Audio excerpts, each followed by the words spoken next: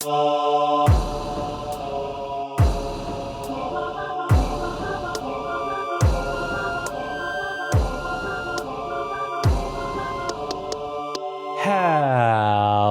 everybody. Welcome back to Ross and Wizzy's Fan Fiction Power Hour.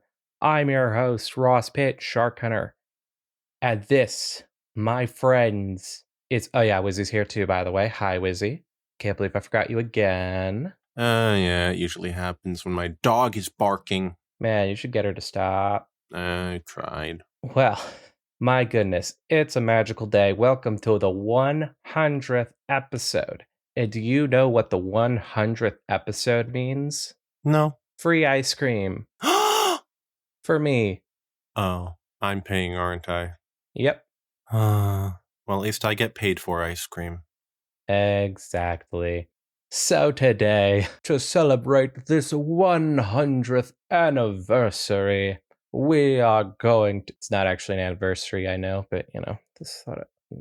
Anyways, we are going to do something similar but different from the last time we had a special episode like this.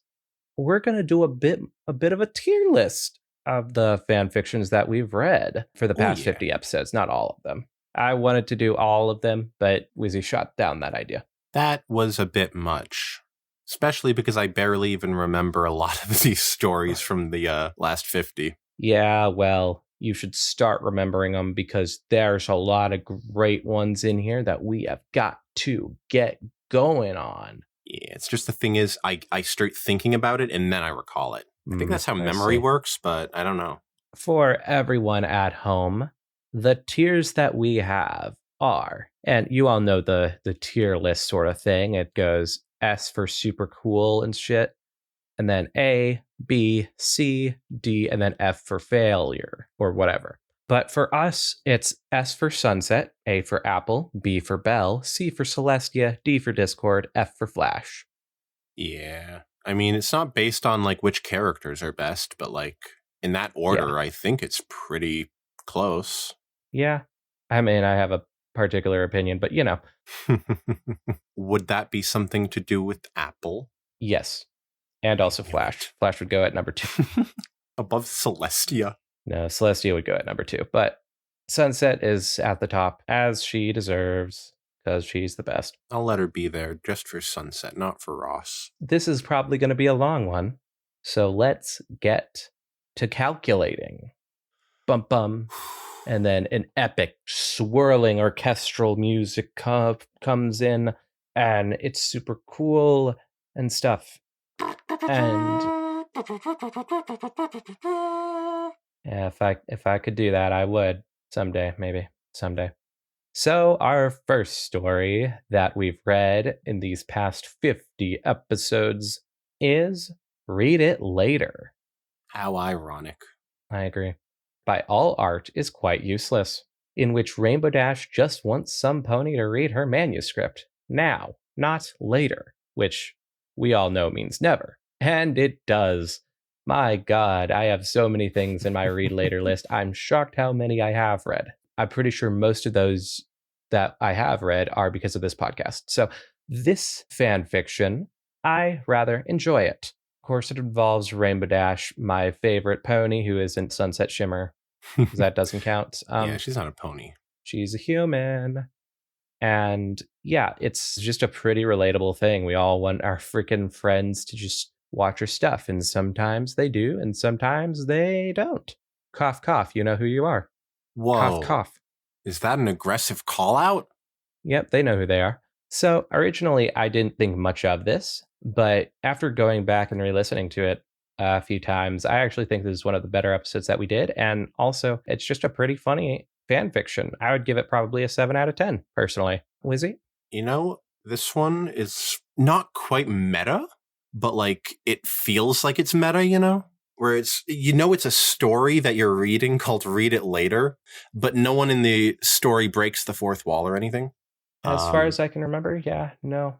So it's almost self-aware, but not quite.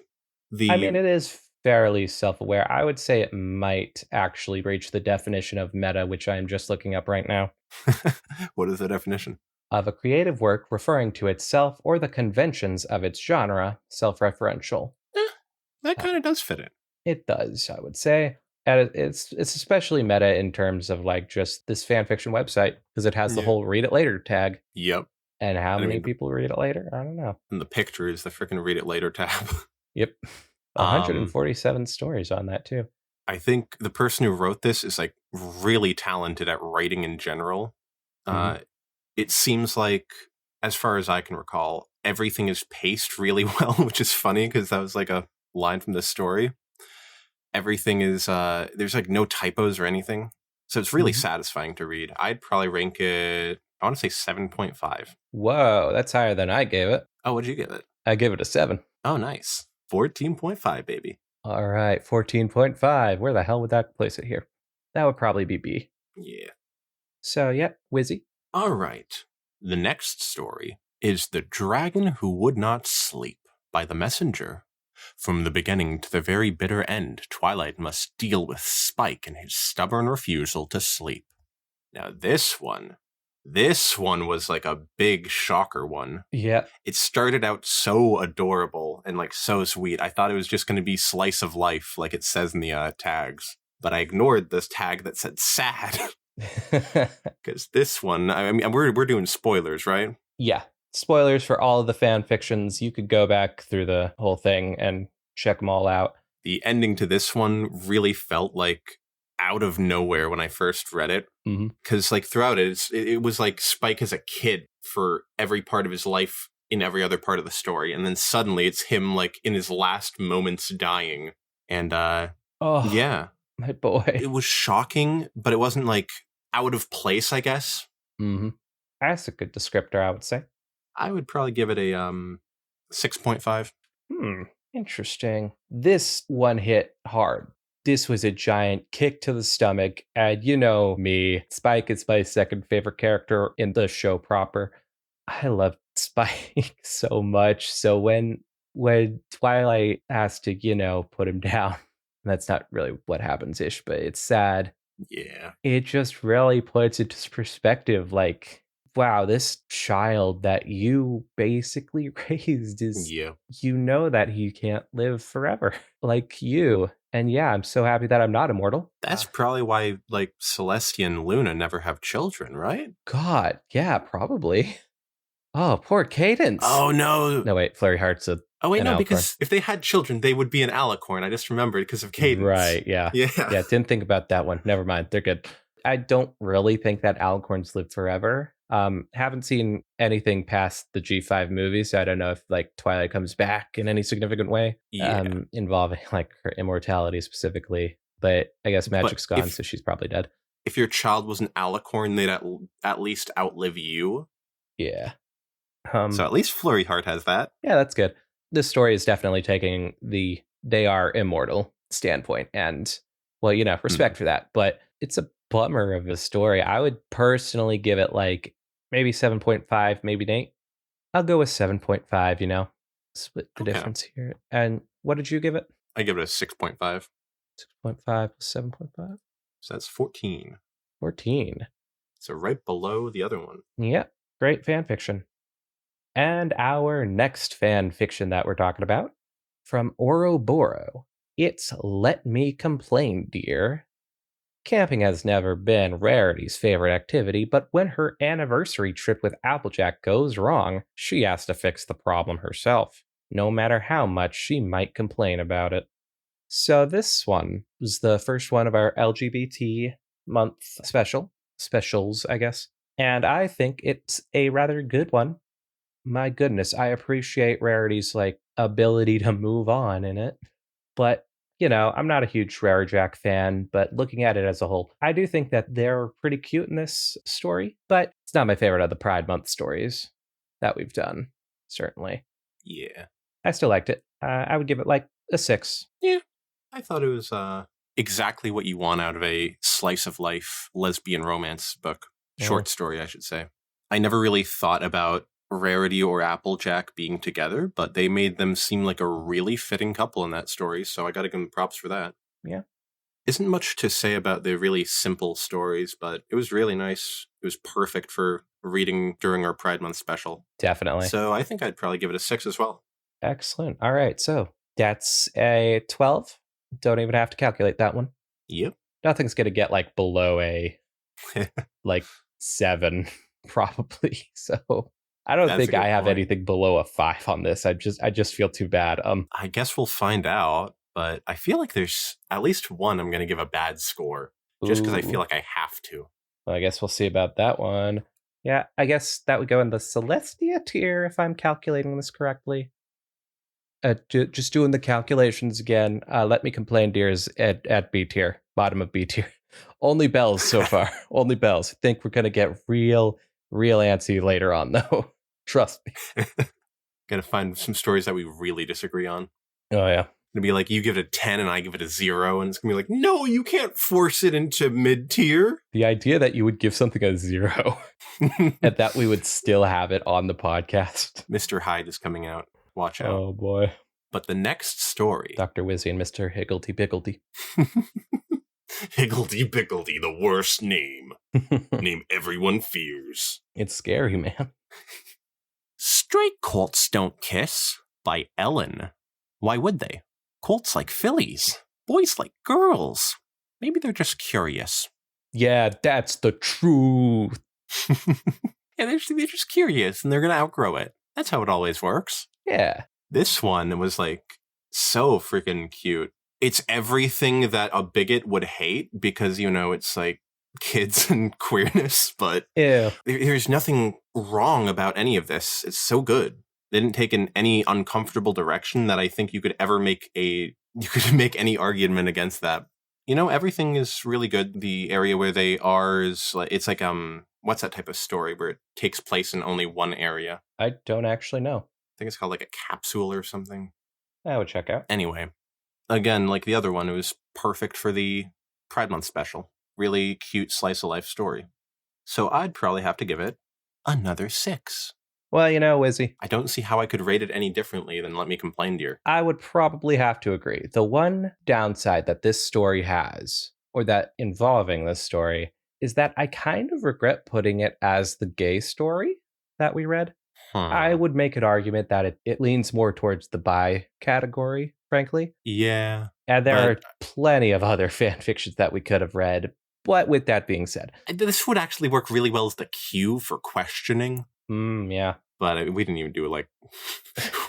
we couldn't even find a lot of different stories for this. Complicated. We're going to find a pansexual fanfic. So the straight colts don't kiss. And I mean, you know, if they are straight, you know... They shouldn't be kissing. Do they? Why would you?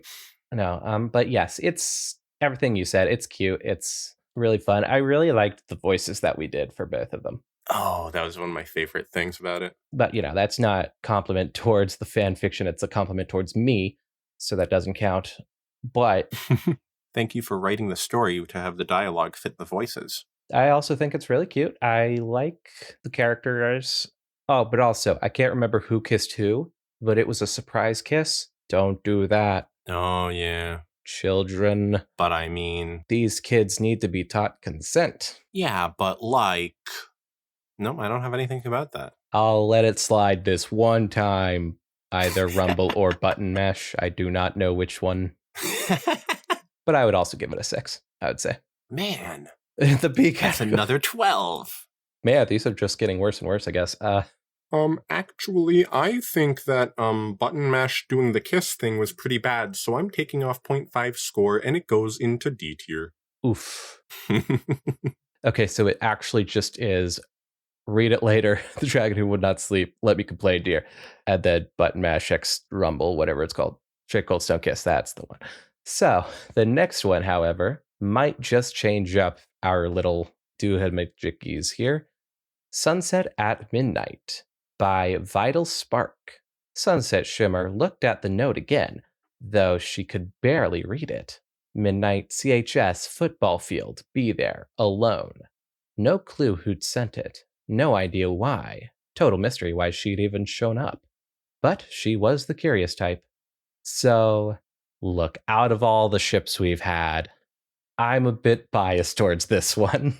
I'm already biased towards Sunset Shimmer and Lemon Zest. I love those two to death. And if we're shipping them, what could possibly be better? The two of them at the same place, the same time. I thought they were the same person. They aren't, actually. They do both have, like, multicolored hair, though. But they are two halves of a whole. More like two halves of a horse. So yeah, due to my bias, I can't judge this properly, but I can judge this with bias. So I would give it like an 8 out of 10, personally. I think it was really cute. I love the interactions between Sunset and Lemon Zest. And Lemon Zest, my girl, such a ditz, love her to death. And Sunset's not a ditz. What an incredible character. Also love her to death. So yeah, that's me. I thought, like, similar to the other stories, it seems like the perfect bi episode. Everything was like really cute, and it gave me like the same type of like nostalgia of like reading queer fiction when I was younger. Just like that classic high school romance meetup thing. But I thought it also did a good job of leaning towards bi Sunset. It sort of felt like her discovering her sexuality in the story. Nothing bad about the writing that I can say. I can't remember any mistakes. I'm sure there was at least one typo, though. That's normal. Yeah, I think I'd have to give it a very similar score to the others, but I will give it like 6.5 just because it felt more immersive, I guess. Like you can really get lost in the story. Yeah. I love it. So that would give it 14.5. So that would be right under Read It Later? I believe so. Great job, Sunset. Nice. Leave it to her to break the mold. Speaking of Sunset. So our next story is First Time Through the Mirror by Gelatino. Sunset Shimmer recounts her first time in the human world. So this one, I felt like the concept was really clever, and the execution was almost as clever, but I feel like it was nice. It was a good time reading it, but it just sort of felt like they tried to fit a lot into the short amount of words that they did it in. So it sort of felt a little too on the nose. Mm-hmm. But it's like, you know, Sunset's recounting her first time in a letter to Twilight and everything. It just felt like they sort of rushed the ending, I guess. So I'd probably give this one 5.5. Okay. This one, you know, I really like it, personally. First off, I love the idea of Sunset being trans. I love journal down stories, stories that are written in journal form. And I think that this one it did it well, but it isn't like a standout one, I suppose. I'd probably also give it the 5.5. I might bump it up to a 6, but I really want to get out of Belle.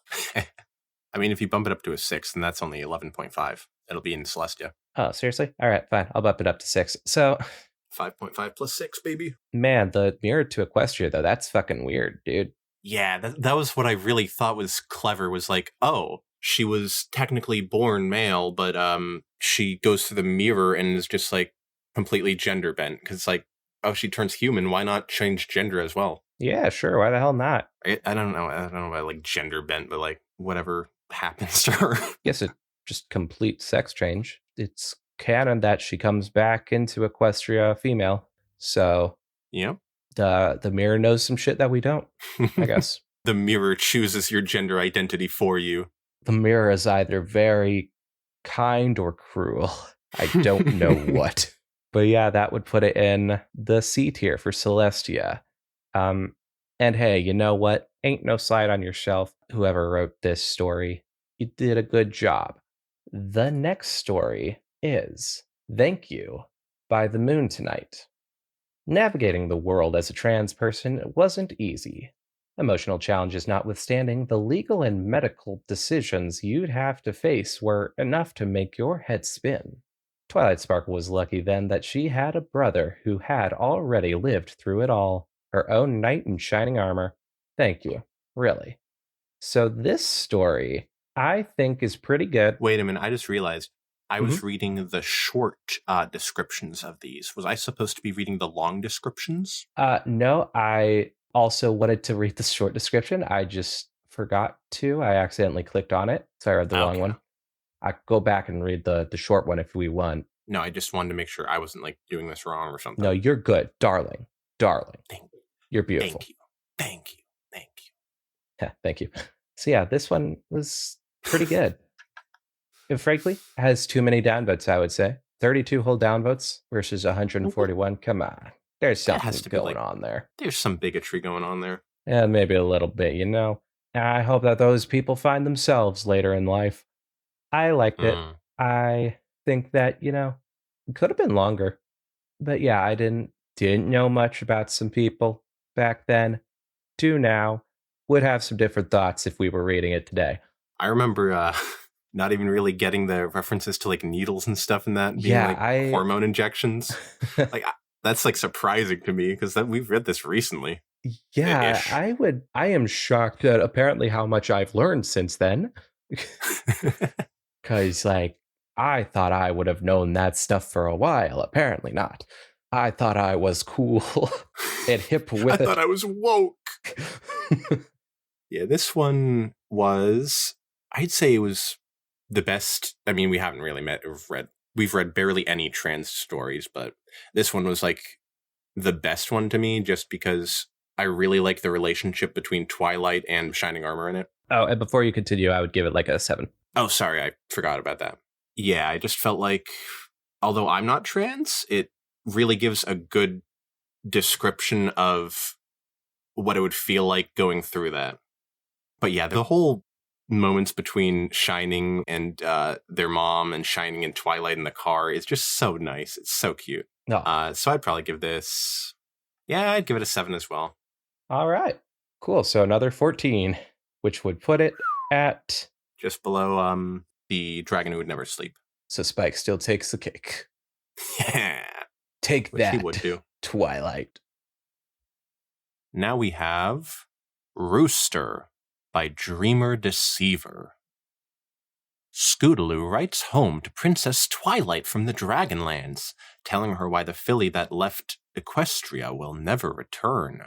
Oh, that sounds like a scary story for Scootaloo, but I mean, it's much sweeter than that.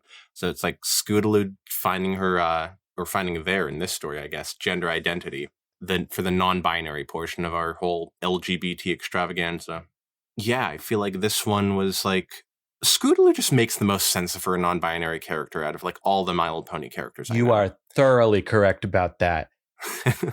I'm thinking like maybe like one of the changelings or something, you know, being any all makes sense. But perhaps a dragon, maybe. But, you know, we don't know many dragons in the show. Except for my boy and Smolder and Ember, and those are the only ones we like. So and there's the bad ones. Yeah, they're the 3 good dragons, and then there are the bad dragons who we hate. We all hate them. Their names are like Thorg and Rompus. I think so, actually. Yeah, so this one was like, these ones are really cute. I find the ones with characters finding their identity really, really cute. Scootaloo writing in a letter, again, another nice style of story. Yeah, I think this one works really well. I'd probably give it a 7.5. I'll give it a 7.5. All right. I think that this one's really good. First off, the art. It's so good. I love it. Oh, yeah. The NB flag and Scootaloo's silhouette and over that. Here's the thing about the Scootaloo being a chicken meme. I hate it a lot, but this story incorporates it in a really nice way in the whole rooster thing. Essentially, everything that you said, Wizzy, I like how Scootaloo would just chill in the Dragonlands pretty much. Yeah, good story. I would give it like a 7.5. Oh, is that our highest rated yet? Whole Perhaps. 15? Did you also do a 7.5? Yeah, I gave it 7.5. Oh, nice. It goes in Apple. So congratulations. Now it looks like a penis. No, it does. We'll figure it out later. But until then, Twilight Doesn't by Coyote de la Mancha. Some mares are attracted to stallions, some like other mares, but Twilight isn't attracted to any pony at all. And you know what? That's fine. So I can't remember if this was more of an aro ace fic or just an asexual fic. Either way, I like it. It's a nice conversation between Twilight and Applejack. And I love fics where it's just a conversation between characters. Like earlier with Straight Colds Don't Kiss, that was basically just a conversation. And this Hmm. one as well, I think it handled it really well. I think it's also like set in another like fanfic universe. Oh? Bridges and guides, apparently. But it can stand alone, Oh. so don't worry. Yeah, I didn't even realize that, and it worked perfectly. Yeah. I think it's a great fanfic. I would not personally give it anything higher than a 7. I would say a 7's good for it. Hmm. Yeah. Yeah, I thought this one was like, of course, Twilight makes sense as Arrow Ace, because, only attracted to her work. Bibliophile. But I think the image for, I don't know if this original art or whatever for the story, it sort of really sets the vibe for it. It's like Applejack and Twilight leaning over a fence, looking at Sweet Apple Acres just at dusk. Sky is purple. So yeah, reading that with like that image in mind is really nice for this. Yeah, I feel like it's like it doesn't go anywhere, but doesn't really have to go anywhere. It's more just like two friends learning more about each other. So in that regard, I'd probably have to give it just the same ranking as Straight Colds Don't Kiss, which I believe I gave a 6.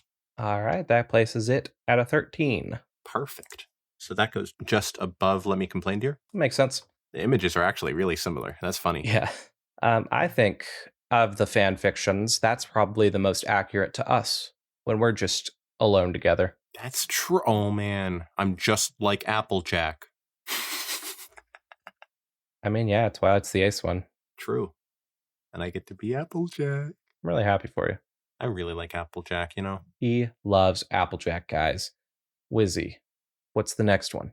The next one will be All of Which Makes Me Anxious, at times unbearably so, by Short Skirts and Explosions.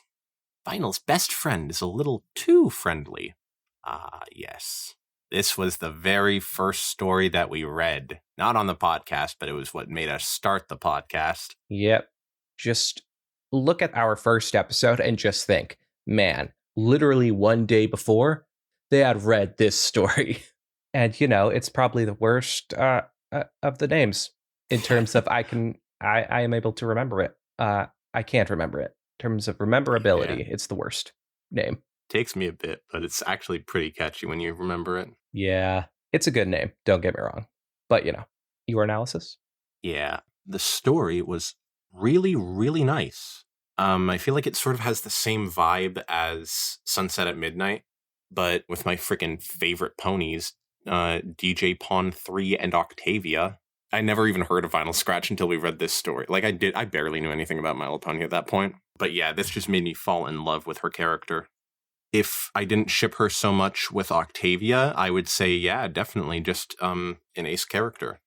But yeah, this story does really good at sort of telling her from Vinyl's perspective on coming to terms with her asexuality while also like still leaving it dialogueless for her, which, I learned very quickly that Vinyl does not talk in the show. Yep. Yeah, it sort of does a great job of showing her learning her limits and setting them with Octavia and whatnot. And it has a really nice ending. Plus, I was like, it was hilarious reading the chapters, like reading through this and then realizing the chapters are named after the ace flag. That was hilarious. Yeah, we did not understand it.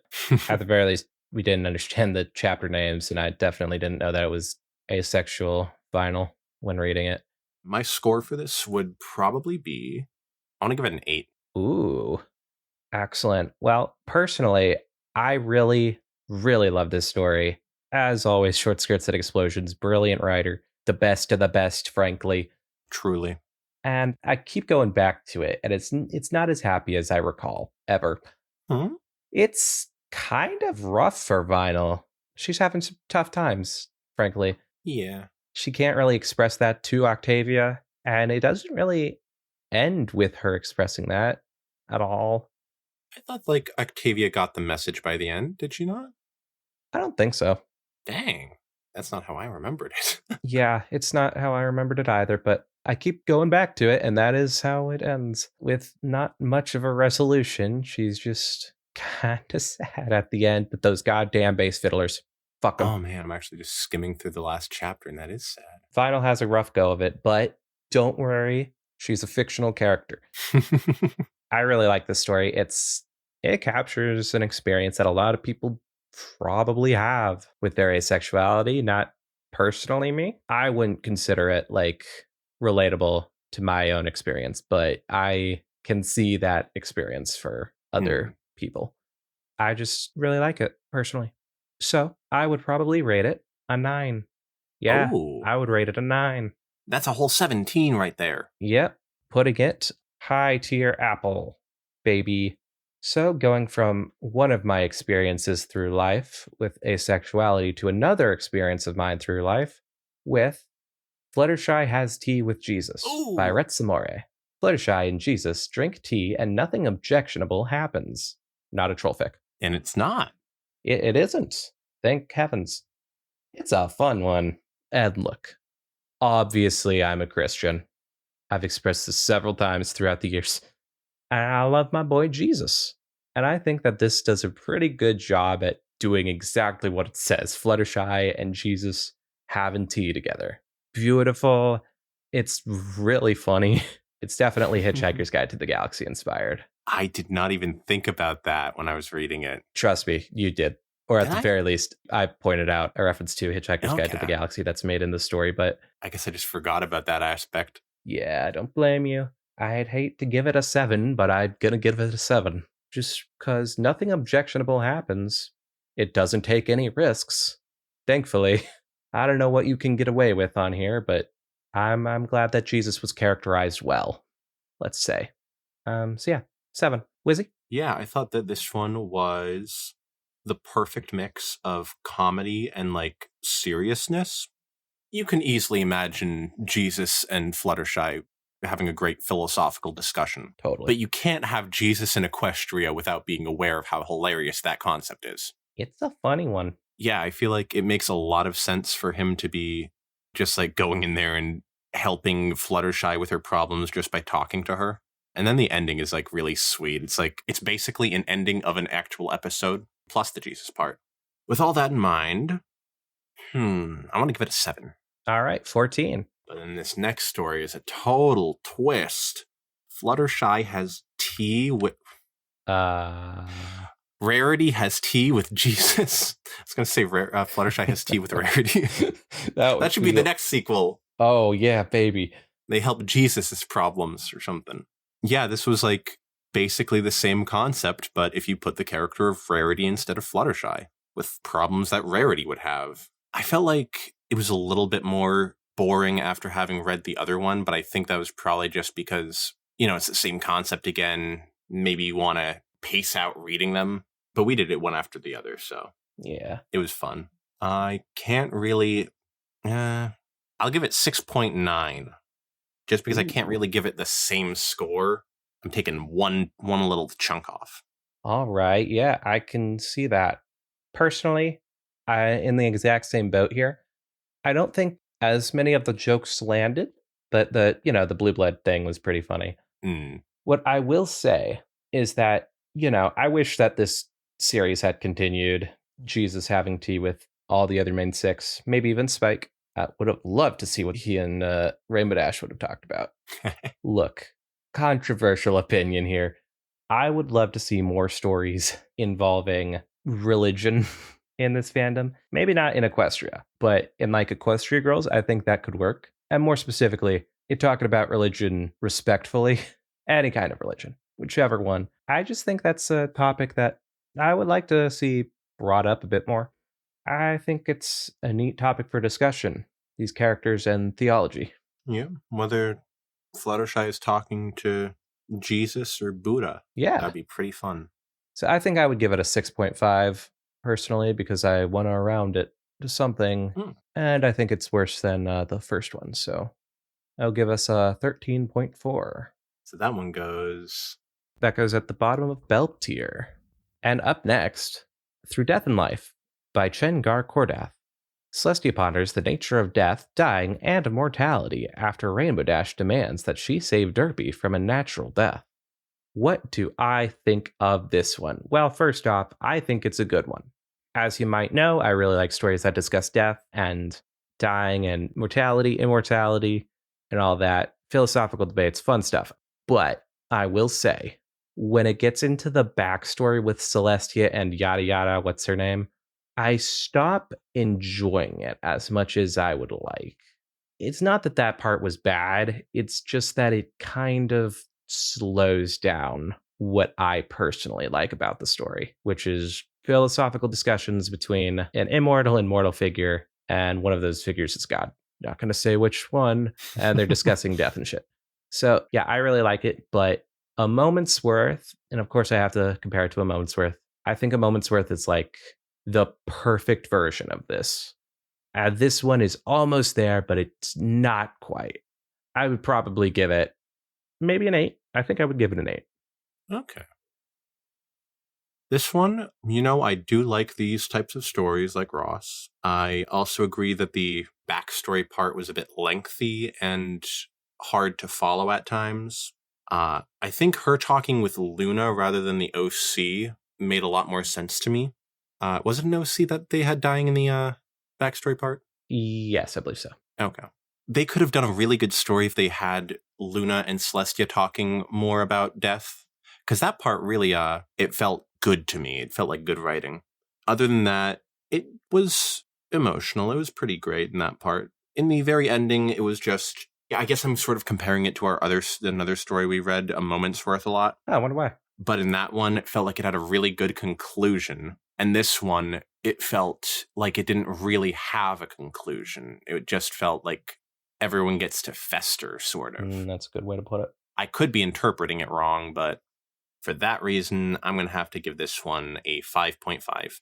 Wow. This is our farthest away one yet. Yeah, I was an enjoyer of it. I just couldn't get fully immersed in it throughout. Yo, dog, I totally understand. Oh, it goes just above where he has to. Jesus. Nice. In Bell tier, by the way, guys. The biggest tier yet. Yeah, I guess that should have been expected. It's like the middle. Yeah. Our next story is Duped by Nago Lucky Writing. Trixie collapses the equestrian economy. This one's a good one. Very good comedy writing, I'd say. I'm going to say it. Nago Lucky Writing could be a sitcom writer. Oh. That's not something I'm going to fight you on.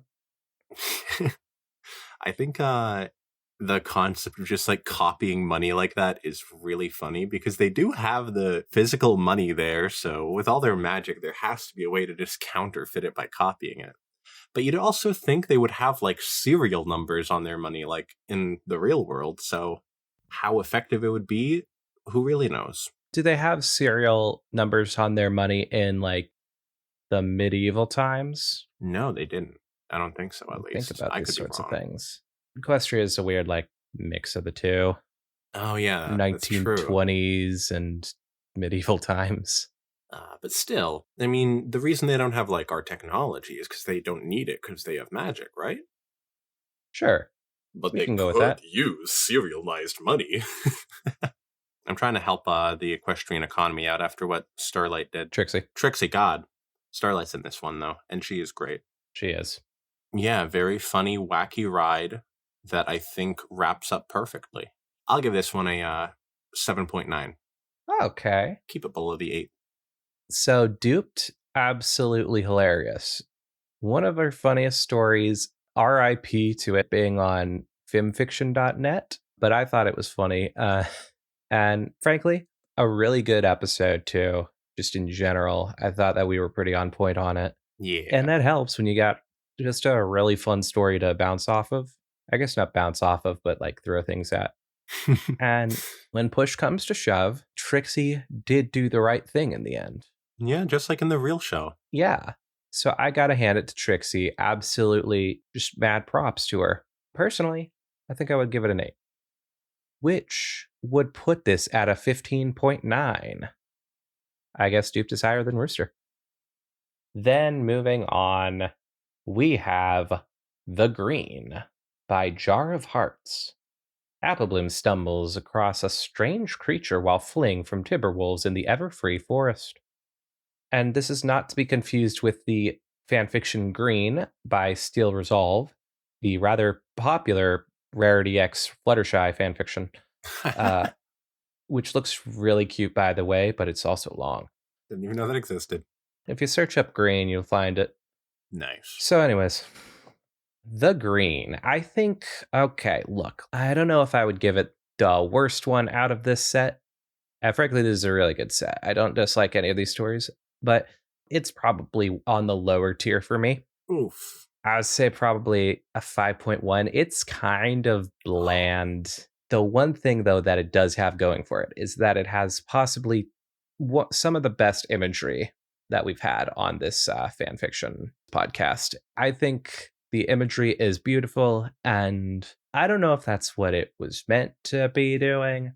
If the author was just like, hey, I want to do just a story that's just got really good, pretty imagery. And that worked. And frankly, the fic image itself is also really beautiful. It's just got this like lush green surrounding. I think I love that sort of thing. But yeah, it's generally just shrouded in mystery, but not like a fun kind of mystery, just kind of I guess that shit happened. It's also got like a moral at the end of it. And the moral is it's nice. It's a nice moral, but it's not the most interesting. I think personally, I'd probably give it a 5. Oh, even lower. Maybe a 5.1. I feel too bad. Yeah, I agree with a lot of that. But for me, I find that the imagery is exactly like up one of my alleys. It gives me a lot of the same vibes as the Amphibia spoilers, the swamp thing from Amphibia. The Moss Man, that was their name. Yeah, just like this big old green dude who comes out of ancient hiding to help the lost. It's pretty cool. And I think the whole thing with like Granny Smith at the end being like, oh yeah, that was an old friend of mine. Nice meeting him. Did Granny Smith do that? Yeah. Man, I didn't remember that. Apple Bloom had a conversation with Granny Smith I remember at the end. That happened. I just didn't remember that Granny Smith said that or anything close to that. I thought that was a pretty cool little twist. But yeah, as far as like more substance and less like trying to figure out what it meant and figure out what the whole story was about, it didn't really have a lot of concrete stuff to go off, I guess. So it sort of feels a little pointless, I guess, in like the least harsh form of that word. But yeah, I like it. I'd give it a 5.5. Okay. I want to give it something higher, but I can't let it go above Straight Cold Stone Kiss, which I believe I gave a 6. I don't remember. I have no idea. All right, that puts it at the lowest spot yet, which is 10.6. I am so sorry. Ooh. I feel mean. This is the point of the tier list. We're giving constructive criticism. All right, where would that go? Bottom of Celestia? Thank heavens, that's like the most critical I will be on this thing, except for maybe another one. I can't imagine one where we're like, oh yeah, this story gets a 1, both of us, and then it's like, no, a total of 2. Well, Spike's Revenge by original username. Edited. When a spell goes awry, Spike has the perfect opportunity to get a little payback for the events of Return of Harmony Part 2. Yeah, this story was really nauseating, I gotta say, to like think about freaking Spike's ordeal, and then him putting Twilight through the same thing.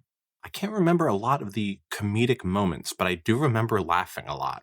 I guess it was like a learning experience for me, because I remember Ross telling me a lot about the whole concept of Spike belching out letters like that. Uh-huh. It's horrible. I hate it.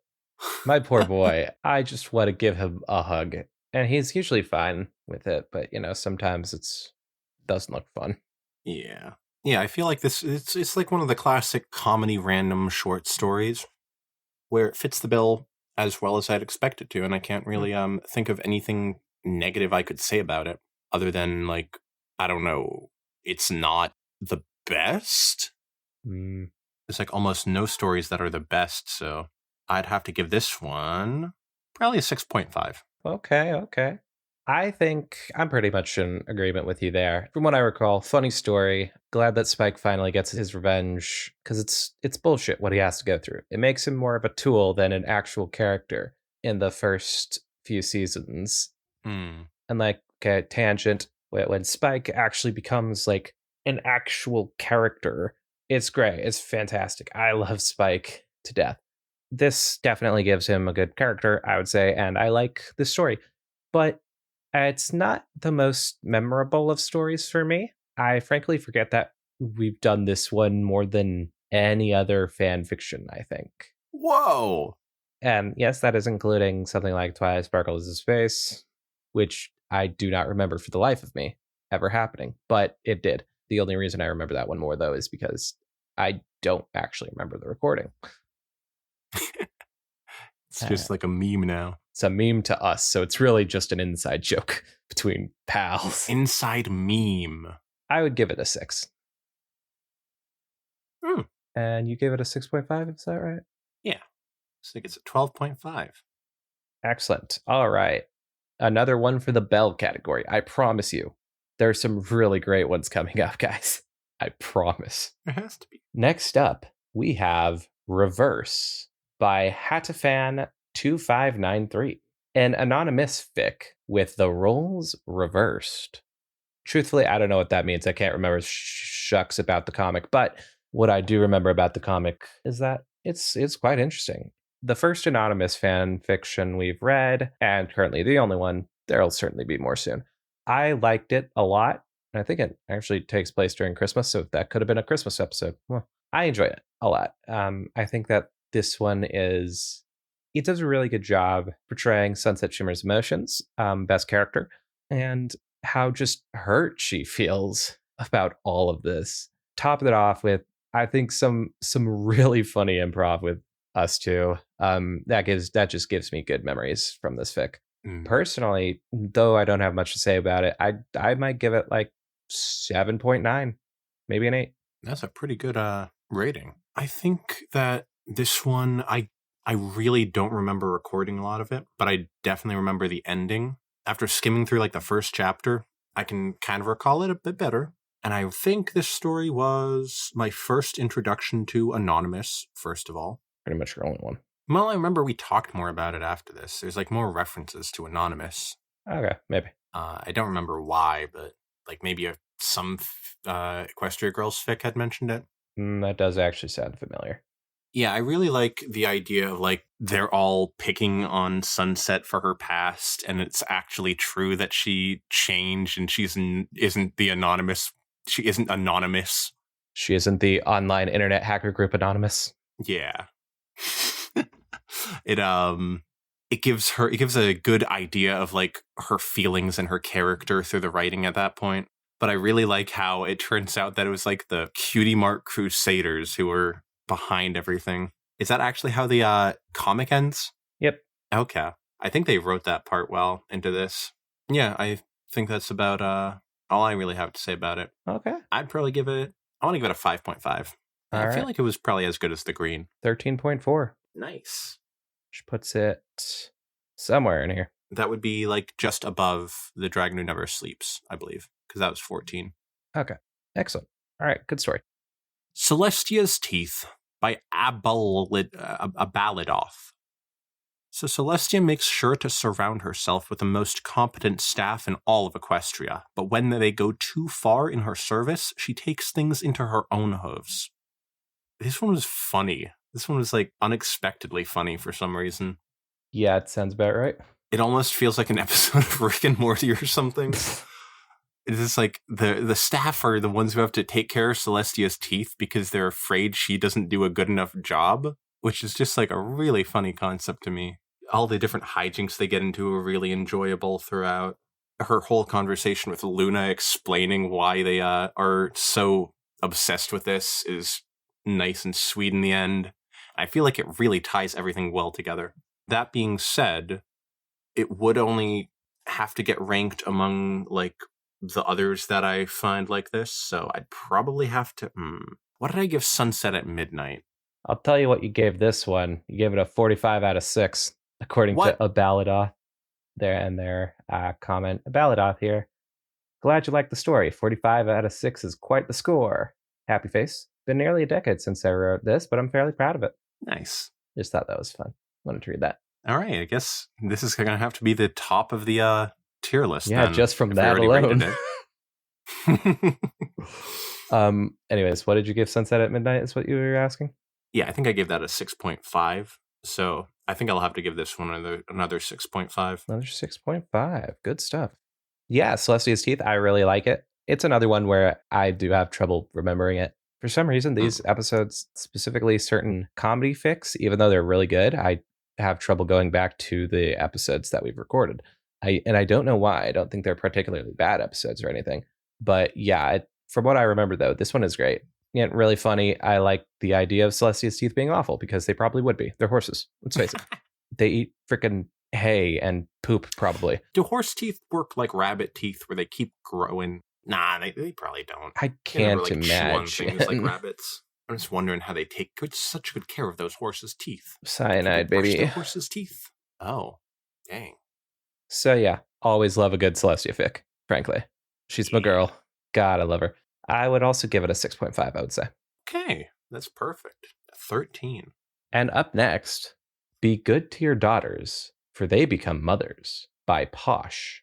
When you've lived as long as Granny Smith, you've got a right to be set in your ways. Pear Butter's not going to accept that. Oh, man. This fanfiction, phenomenal. You know, I love Pear Butter and Bright Mac. They're adorable together.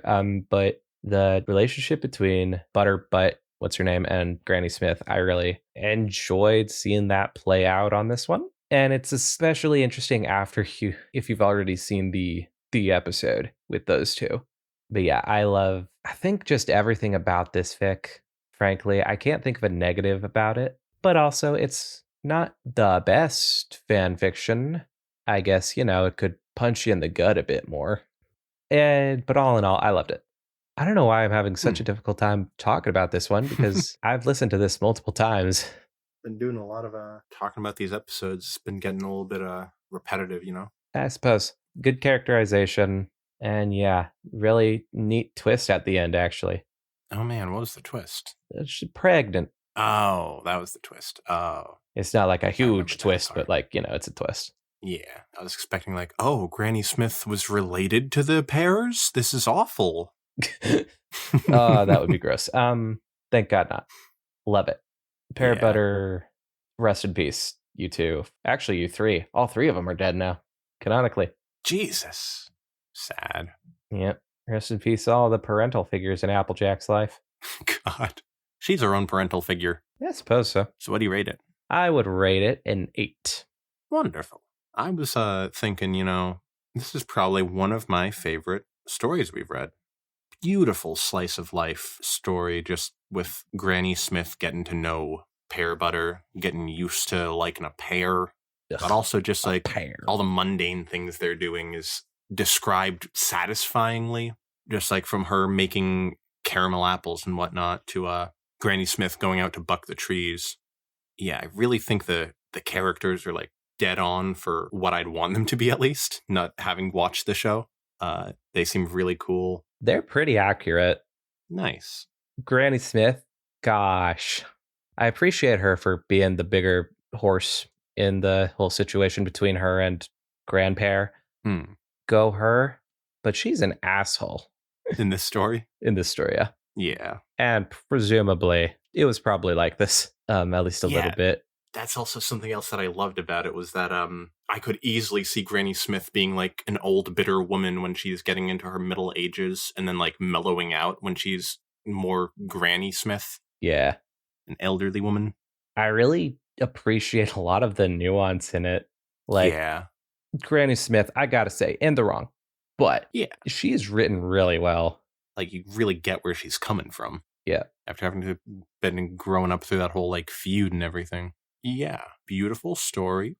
Definitely one of the top ones. And I'd probably give it an 8.9. And also, fuck John Mayer. True. Great song, though. Which I have done, but who hasn't at this point? Okay, so I gave it an 8. I kind of regret that. I think maybe an 8.5 after I thought about the whole characterization of Granny Smith. Ooh. So I'm going with 8.5 now. You said 8 point what? 8.9. That's a 17.4.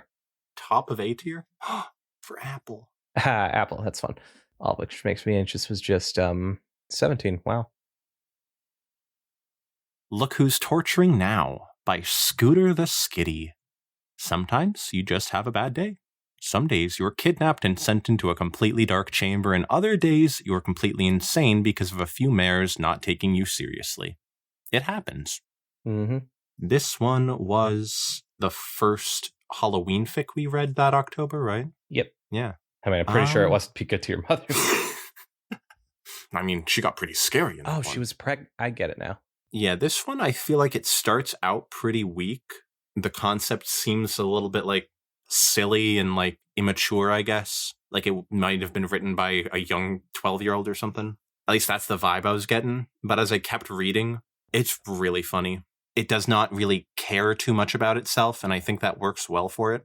And how all the ponies end up like just annoying the torture guy, and who the torture guy ends up being is just really funny without having to like spoil anything, because I'm trying to still let you be able to read this and get your own idea of it. But yeah, that's about all I can really think of saying about this. It doesn't get graphic or anything, which I thought it was going to when I started reading it. If you're squeamish, don't worry, you'll be fine. Yeah.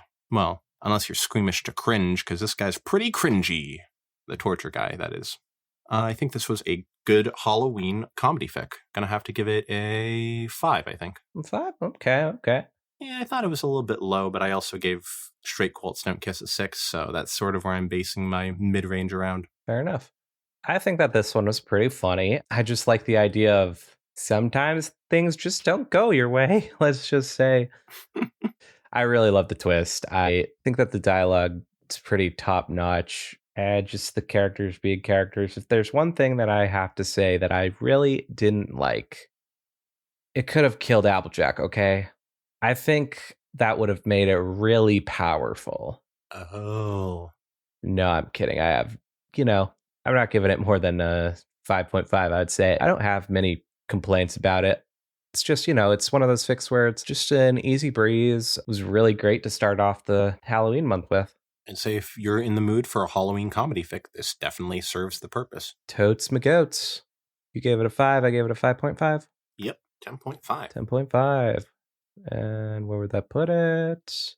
Oh, green was 10.6. What? Oh, yeah, that's right, because I gave the green 5.1 because I thought I was being too mean to it. It turns out that affected everything. God damn it. I disagree with this outcome. I mean, it would have been below that anyway, just because it came last, but technically in the same space. I give the green a 4.9 now. No! Oh. Fine, then. You want to play that way? I give, I don't know which one's your favorite. Fleeting Light in the Darkness a 0. Well, let's not spoil what's coming up. No one's going to be listening to this part. It's going to be cut out. Don't worry. Okay. And the next one is That Isn't Me by Wish Come True. Oh. Mirrors, right? They're fucked up. Don't trust them. Hate them, actually. I don't actually know what I'm saying there. I guess I'm tired. Mirrors, common trope to use in horror media. I think that this one utilizes mirrors brilliantly. The whole ghost impersonating you in the mirror, and you're like, that's different than what I look like. It's just something's off about you, but you don't know what it is. Progressively, it just gets weirder and weirder until suddenly something happens. What? I don't know. See, that's pretty messed up, because when Sunset is looking through the mirror and something is off, she goes through it and becomes transgender. In this, she just gets to die? Maybe. Mirrors are not equal opportunity. This was a really good one to start off the creepier side of Halloween. It was fairly tame, but it wasn't, let's just say it didn't pull punches to the kid. Actually kind of did. It got away, so I love it. Less Sweetie Belle torture, please. Thank you. I would give it a 7.5, 7.5. Okay. I think I mainly agree with what you said. I feel like the concept, it really grabs you. Grab Sweetie Belle too. God. Something's off about her reflection, and she can't tell what. It's like such a Lovecraftian horror trope, I guess. Sort of feels like that. Just like the very mysterious aspect of it. Is this the first one where it's just baby pony torture? Oh. There's a lot of those. This might have been our first. I can't remember if in the first 50 episodes there was any. But yeah, god damn it, bronies. Yeah, the ending, I remember wanting it to be something else, but I think they did pretty good with the ending. Yeah. I think it ends on a pretty spooky note that'll leave you scared. Yeah. I'd probably have to give it a, let's say 6.5. 14. But when going through the hauntings of Ponyville, well, what could be next? Ghosts in the Graveyard by Jade Ring would be next. Ah. One foggy nightmare night in Ponyville, 4 friends gather in the cemetery for some fun and games. But games have rules, and broken rules have consequences. Yeah, this one was like a real shocker how good this was. Yeah. I guess because the concept sounds so basic that I didn't expect it to really go anywhere, but they take it in all the directions that I really wanted them to. From like them just playing the game in the graveyard, and then they find the spooky girl, and she is like helping Diamond Tiara and whatnot. It felt like it was going to be like lighthearted, sort of, and then it got really real when it like ponies started dying in this. Yes, so real. Yeah, realistic, like The ghosts. magical horse gets killed by a ghost. Yeah. So real. But yeah, it starts like getting more graphic and horror-esque, and it's I like, wouldn't say that it ever really gets graphic. well, you didn't want me to use the term real, so I changed it. It gets spooky and serious. Like these little ponies, the friggin' Cutie Mark Crusaders and alike are getting chased around by a murderous ghost. Another freaking CMC torture story. Just baby pony torture story. Yeah, and then the like ending really wrapped it all together really well. Plus, I don't think Albright is a real character in the show, but this was like a really nice OC, well written individual that had a good story. So I'd probably you'd have be to. surprised.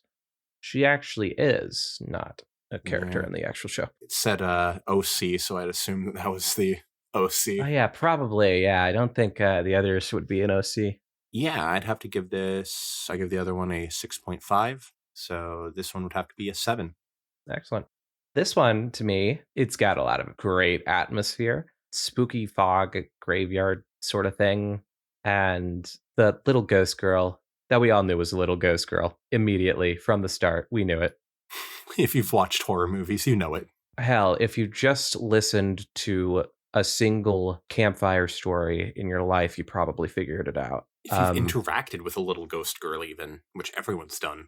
Everyone. Another baby pony torture fic, as we've mentioned before. Kind of getting old at this point, 2 of those in. But I will say, we should all respect graveyards. It's got a good moral.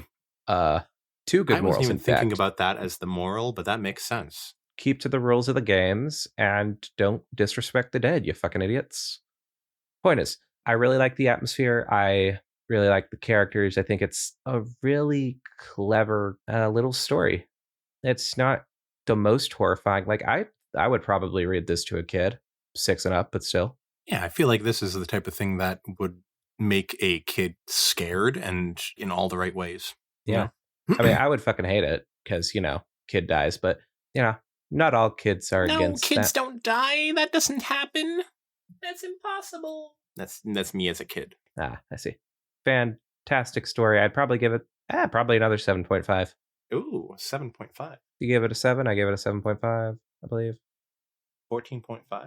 14.5. It would be right beneath Sunset at Midnight. All right. Sunset still beats you. Let's go, Sunset. But it also beats one of the Sunsets. Oh, shit. 2, actually. So, after that, I think we're going a bit more mature, this next one. A Cute Smile with Some Fangs Showing by Aragon. Ooh. Life's a witch, and then you die. Just ask Fluttershy. I need to give an alert to all the 18 plus people out there. You're the only ones who are allowed to look at the photo. If you're not 18 plus, the picture for this story is strictly not for you. Too much. This story, first off, by Aragon, who in the episode, we go, who the heck is this guy? It sounds familiar, but I guess we haven't read anything from him. Freaking same writer as Best Hell Ever, apparently. Or no, I said Best Hell Ever. I'm sorry, I meant A Hell of a Time. Oh, okay, yeah. I thought that Best Hell Ever was like one of the later ones it in is. this thing. We'll get to that later. Same writer as A Hell of a Time. Knocked Out Park again. It's such a weird story. Like, it's one of the weirdest ones that we've done, but it's really funny. I think it's very good at what it does, which is just making you laugh all the time, and yeah, just go with the ride. Get high and listen to our episode, or get high and read it yourself. Doesn't matter. I think that would be a great time, a hell of a time even. I don't want to give this one a 7.5 as well, but the only other one is up, and I don't want to go down. So I'll give this one a 7.6 for fun. Ooh, nice. It was just really funny. Yeah. This is getting into like some of the much better stories. I don't want to say like much better, because that sounds like the other ones are bad. But just like getting into some of the real top tier stories. I forgot that the whole witch character wasn't an OC. It was freaking Chrysalis. Great integration of Chrysalis, by the way. I absolutely love that idea. That Chrysalis is just a weird fucking witch in the woods. That's great. The writing for her really makes it their own character of Chrysalis. Yeah. Very funny. The whole adventure was paced well. It how do I put this? I guess you can tell where it's going as you're following along. It really feels like satisfying to be reading it and being like, oh man, this is going just as poorly as I'd expect. But yeah, I can't remember how it ends, if the guy gets his body back or whatever, but who knows? I know. Really good story. I want to say 7.5. Okay. It's 15.1. Oh. So I guess that would probably be, would that be over Rooster or just under it? I'm just going to say it goes right above Rooster. Sure. Oh boy. This is one of my favorites. The Feud by Fabulous Diva Rarity, which is really a contrasting name to the story. Uh-huh. Their entire collection, I would say, is contrasting to this story. Oh, that's right. They were like an adult creator, aren't they? Yeah. A fetish creator, actually, specifically. It's so weird how, like, the one-off stories, it's like usually not the creator's realm that they're writing in. They can do really well. It just makes me think of Short Skirts and Explosions with drama fics. Well, they do both. Yeah, but you said like they usually do comedy, right? I know I said that they do comedy really well. I can't remember if I said that they mostly do comedy. Oh, I thought I'd gotten that vibe. I personally know them mostly from comedy, but I don't know. I might have misworded myself. Yeah, well, the feud. What would our first mature rated story as well? Oh yeah, we randomly picked this one up, and it was like almost unrated. Yeah, we had another story planned.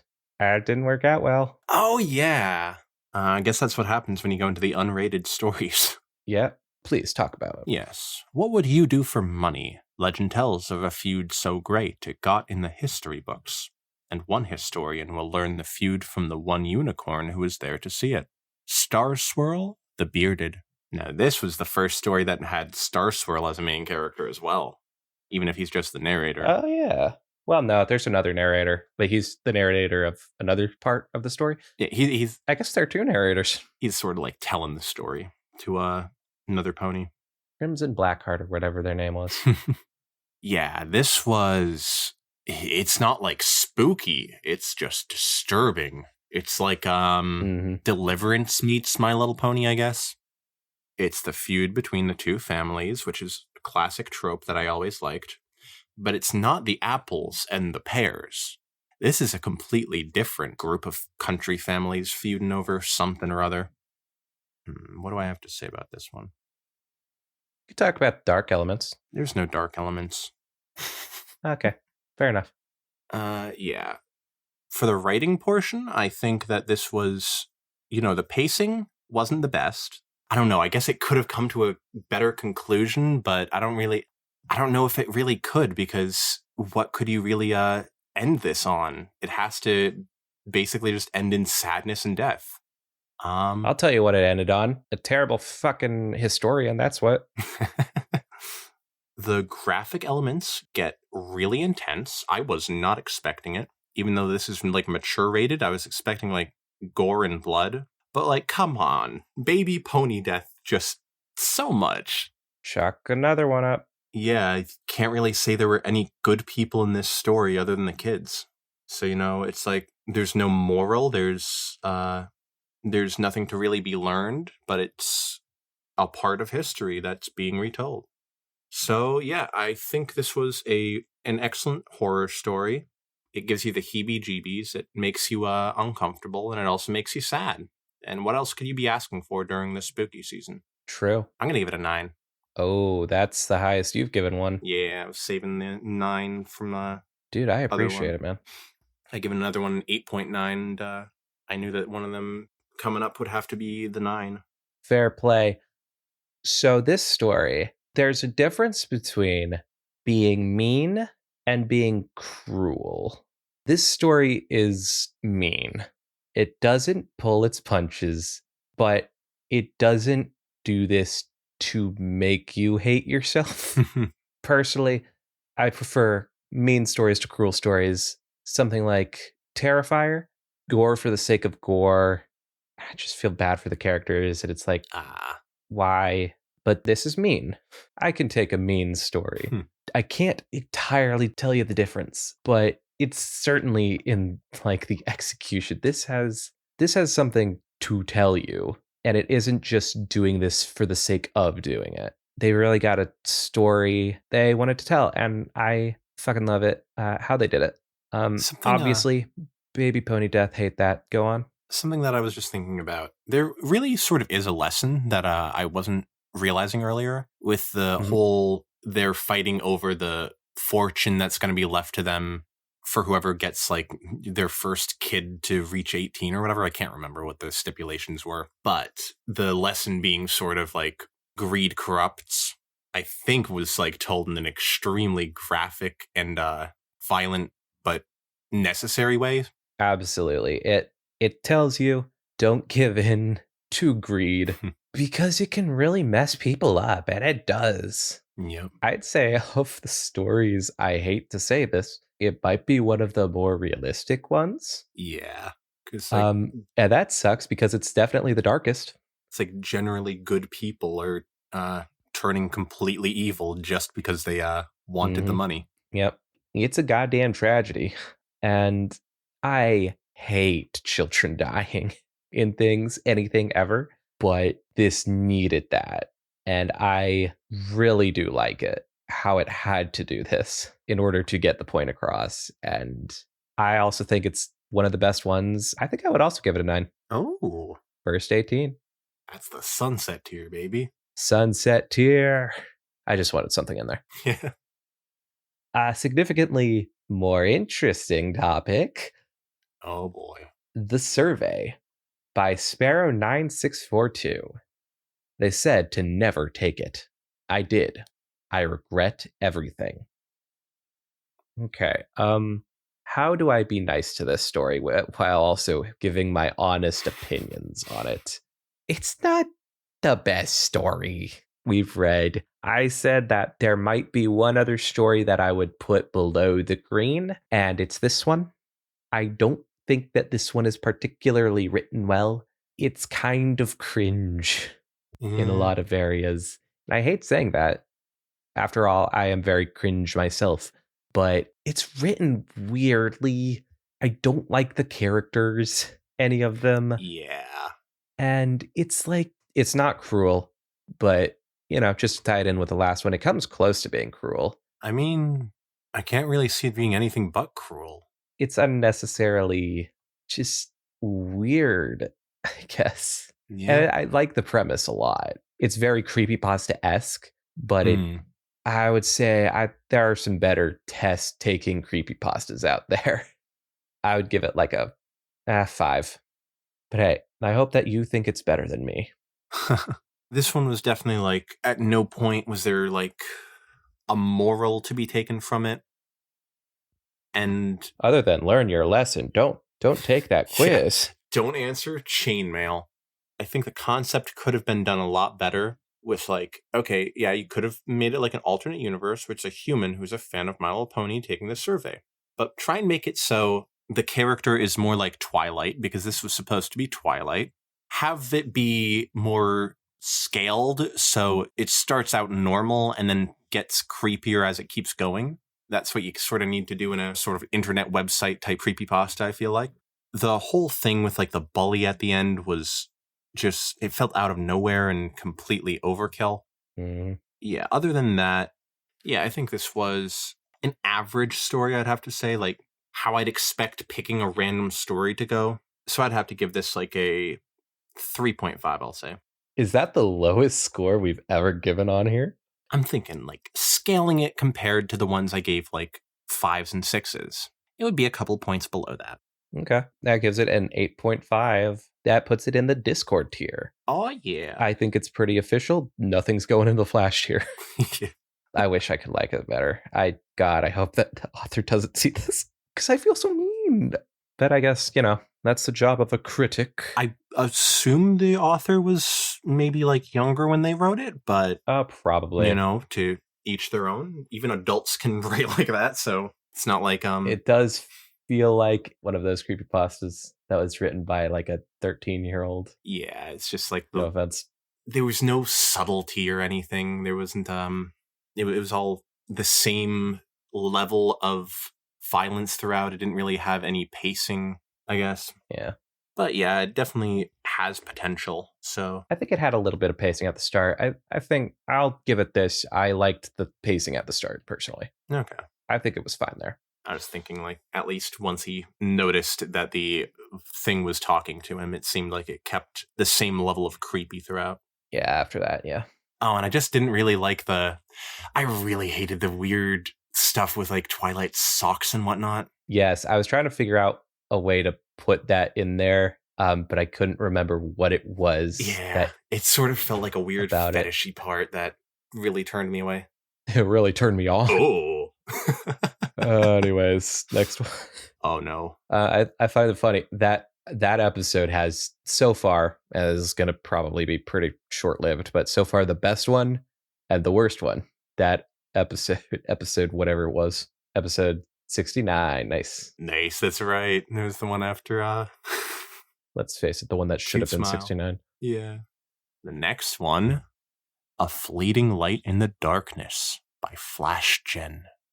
Ponyville was deserted and only this journal remains as a record of what occurred.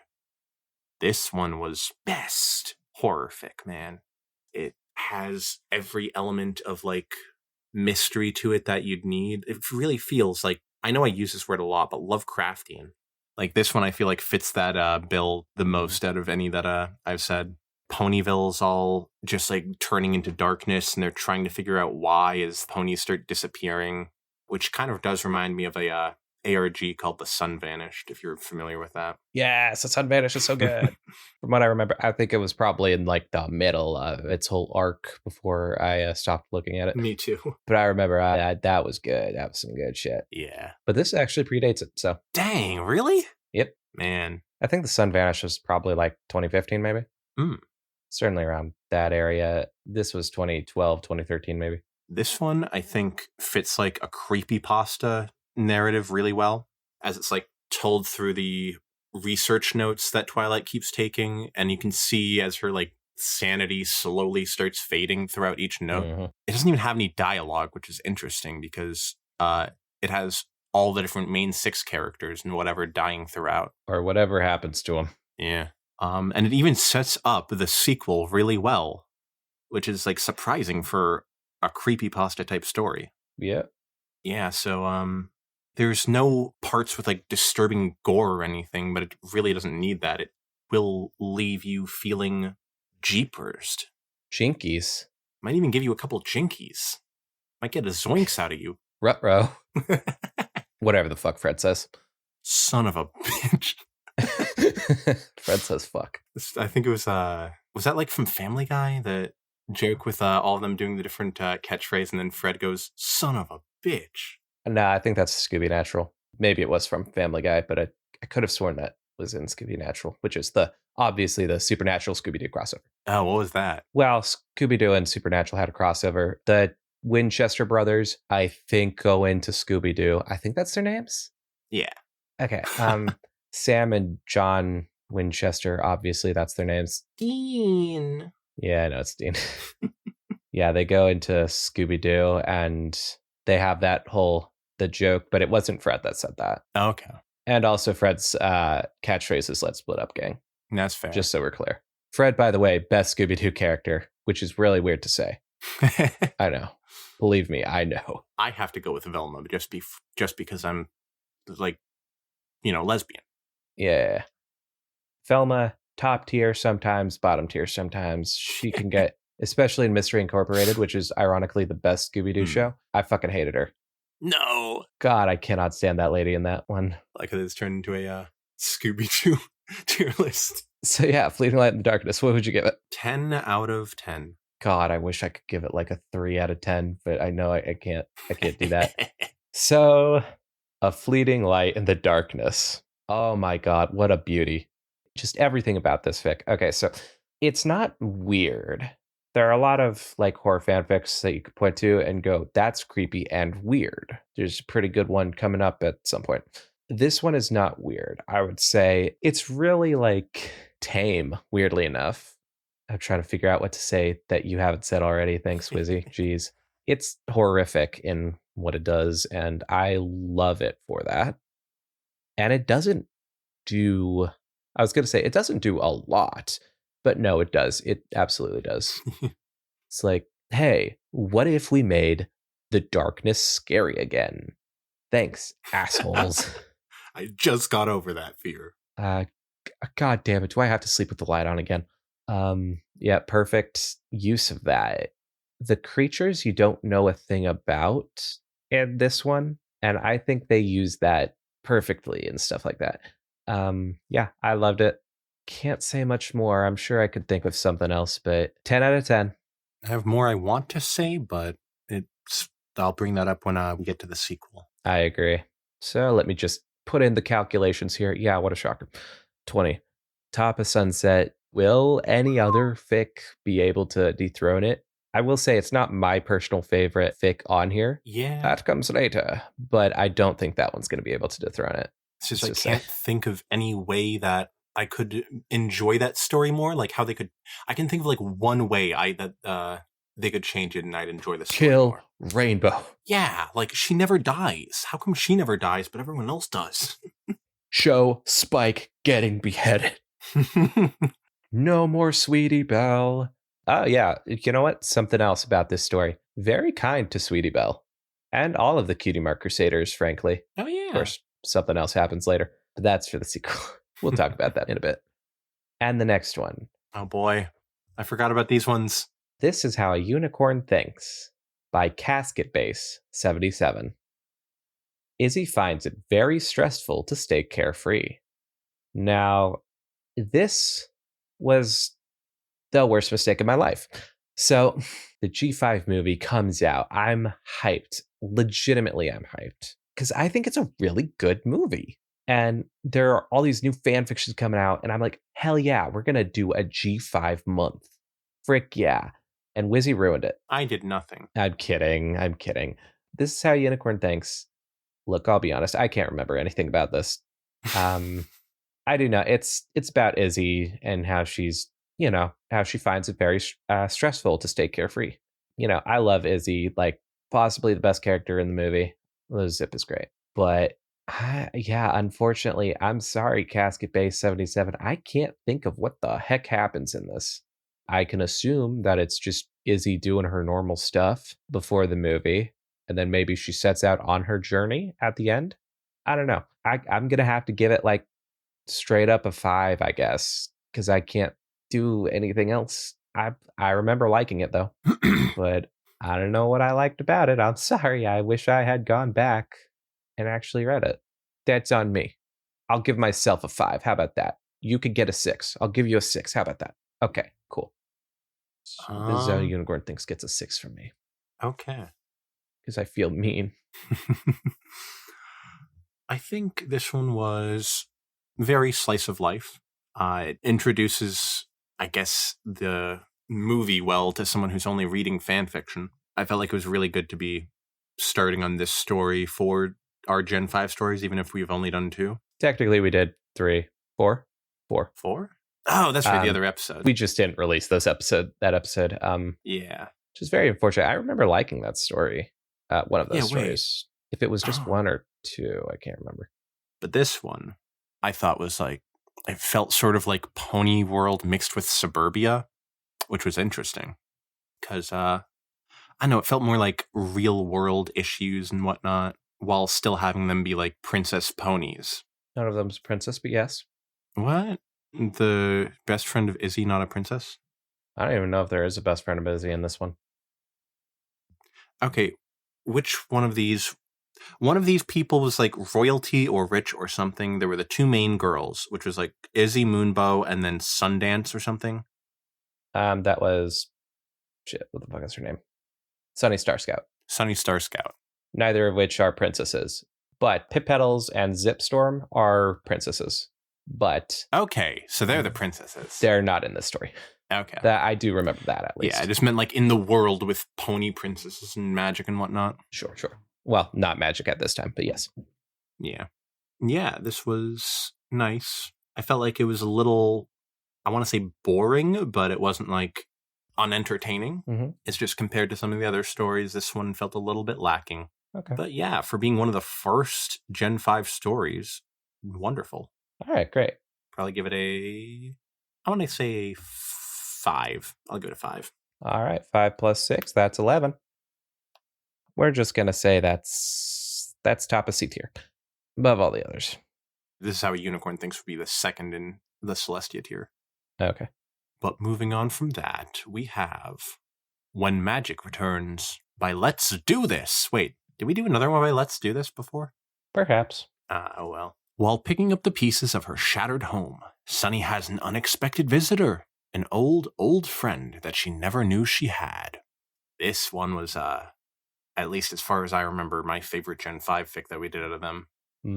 I thought the concept was really clever of having Twilight return to help them restore magic, but also having the whole, like, I don't know if I should say it. I'm going to say it. The whole thing at the end with Sunny turning into an alicorn.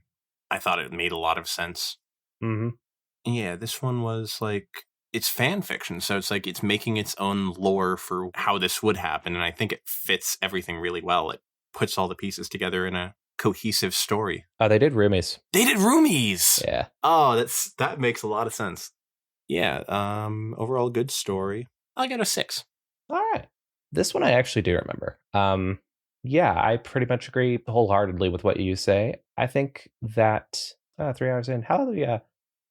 Almost. I think that it was an enjoyable fic. I really like the talking between Twi and Sunny. Big talker, this one. It's a good continuation of the movie, even if it's totally decanonized now, but ain't that just the way? But it's still canon to me because I haven't seen past the movie of G5 specifically. A new generation. So yeah, I also liked it. I would probably give it around I guess 6. Okay, that's a good 12. Yeah. Bottom of B tier. All right. And then we have I'll Never Let You Go by Smitty91. Spike feels depressed, thinking that Twilight will leave him behind as she goes about her royal duties as the new princess. Okay, so we're getting into territory where we remember everything. That's right, everything. And I certainly remember this one. This one, honestly, I'll Never Let You Go. It's when we came back, kind of a pretty good parallel there. But aside from that, it's nothing like our lives. So yeah, I like this story. I think it's still probably one of the lesser stories, and that's for a very specific reason. There's a really weird suggestion by a few characters.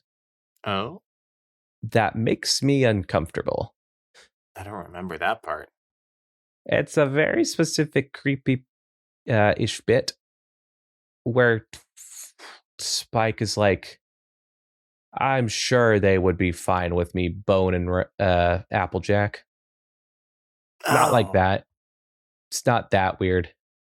It's handled a bit better, I guess. But it's still weird that it just suggests the possibility of Applejack X Spike. Yeah. more than once, I think. And I'm not a fan of that.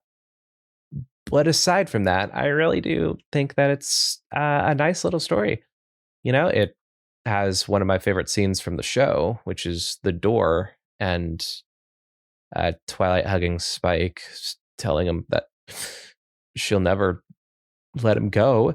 And yeah, I like it. It's a sad one, my poor boy. But in the end, I think it's more wholesome than not. So yeah, I would give it. I would probably give it like a 5.5. Yeah. I thought it was just like a really sweet story. It felt like it's really tackling the idea of anxiety about stuff like that when you're just a kid. Mm-hmm. I thought it like each scene really felt comfortable.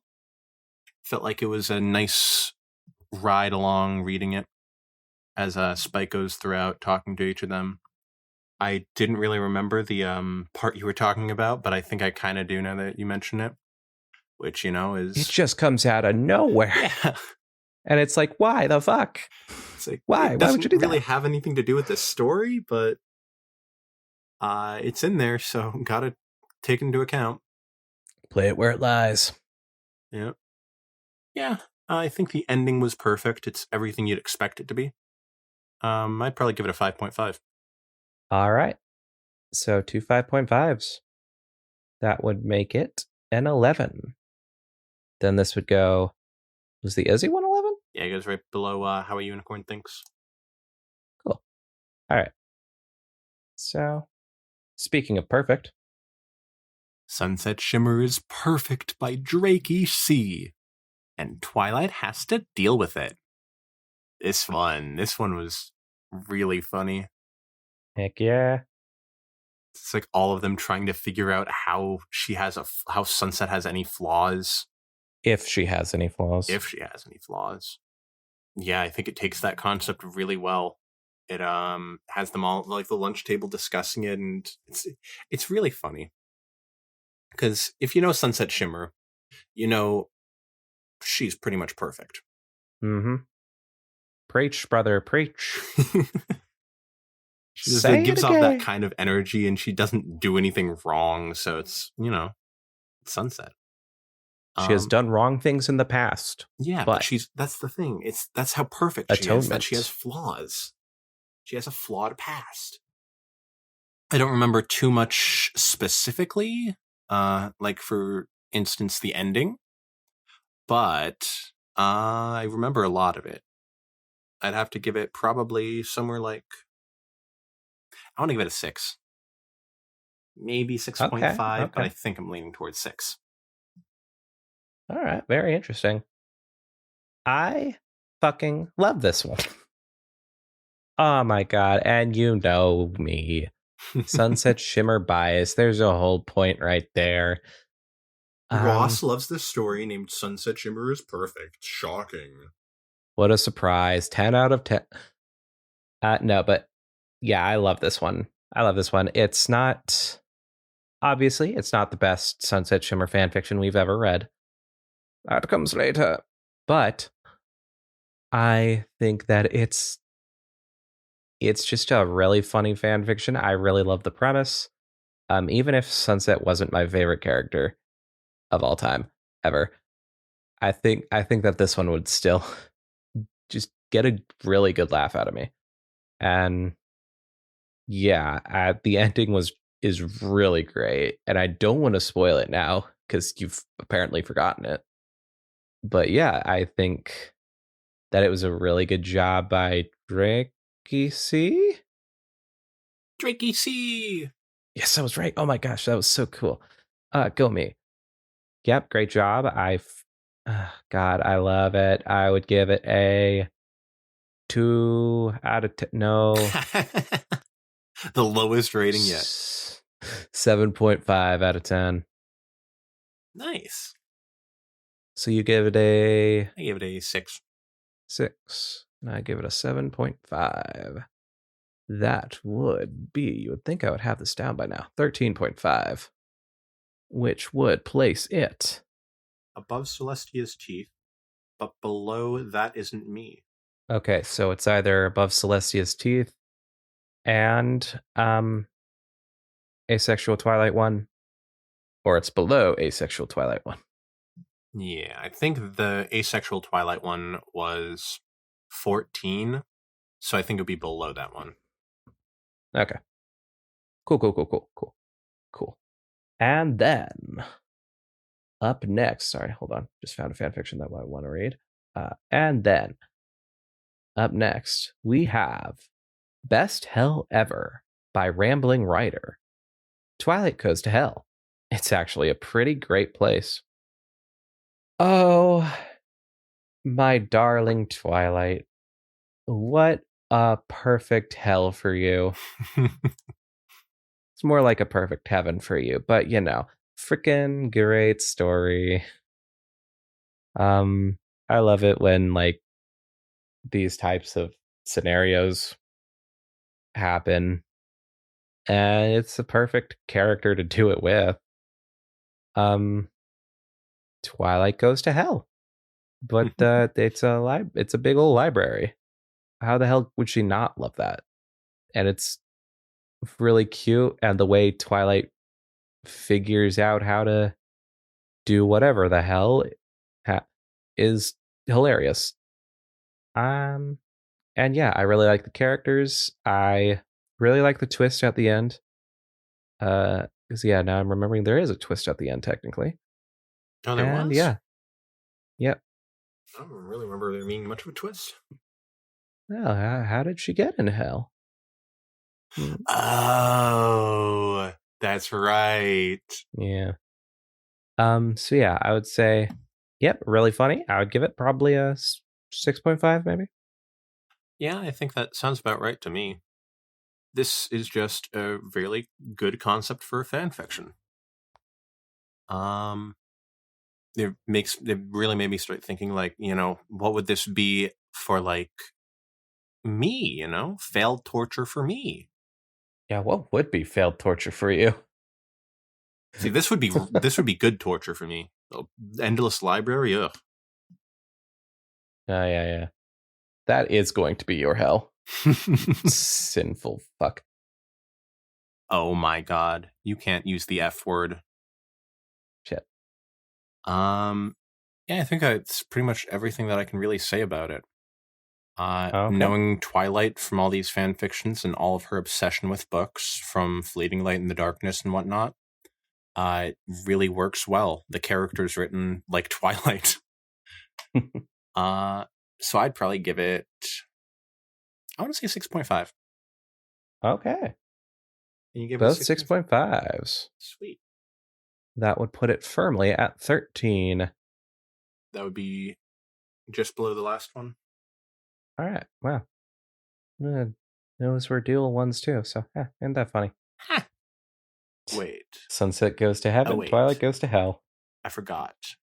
Celestia, you would go below Celestia's teeth because that was also 13, okay. So that one came first.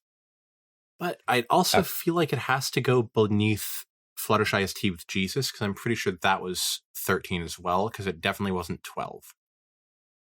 All right, ref, play back the clip. That sounds about right as well. Probably fucked up from each of us. Yeah, I like it. Okay.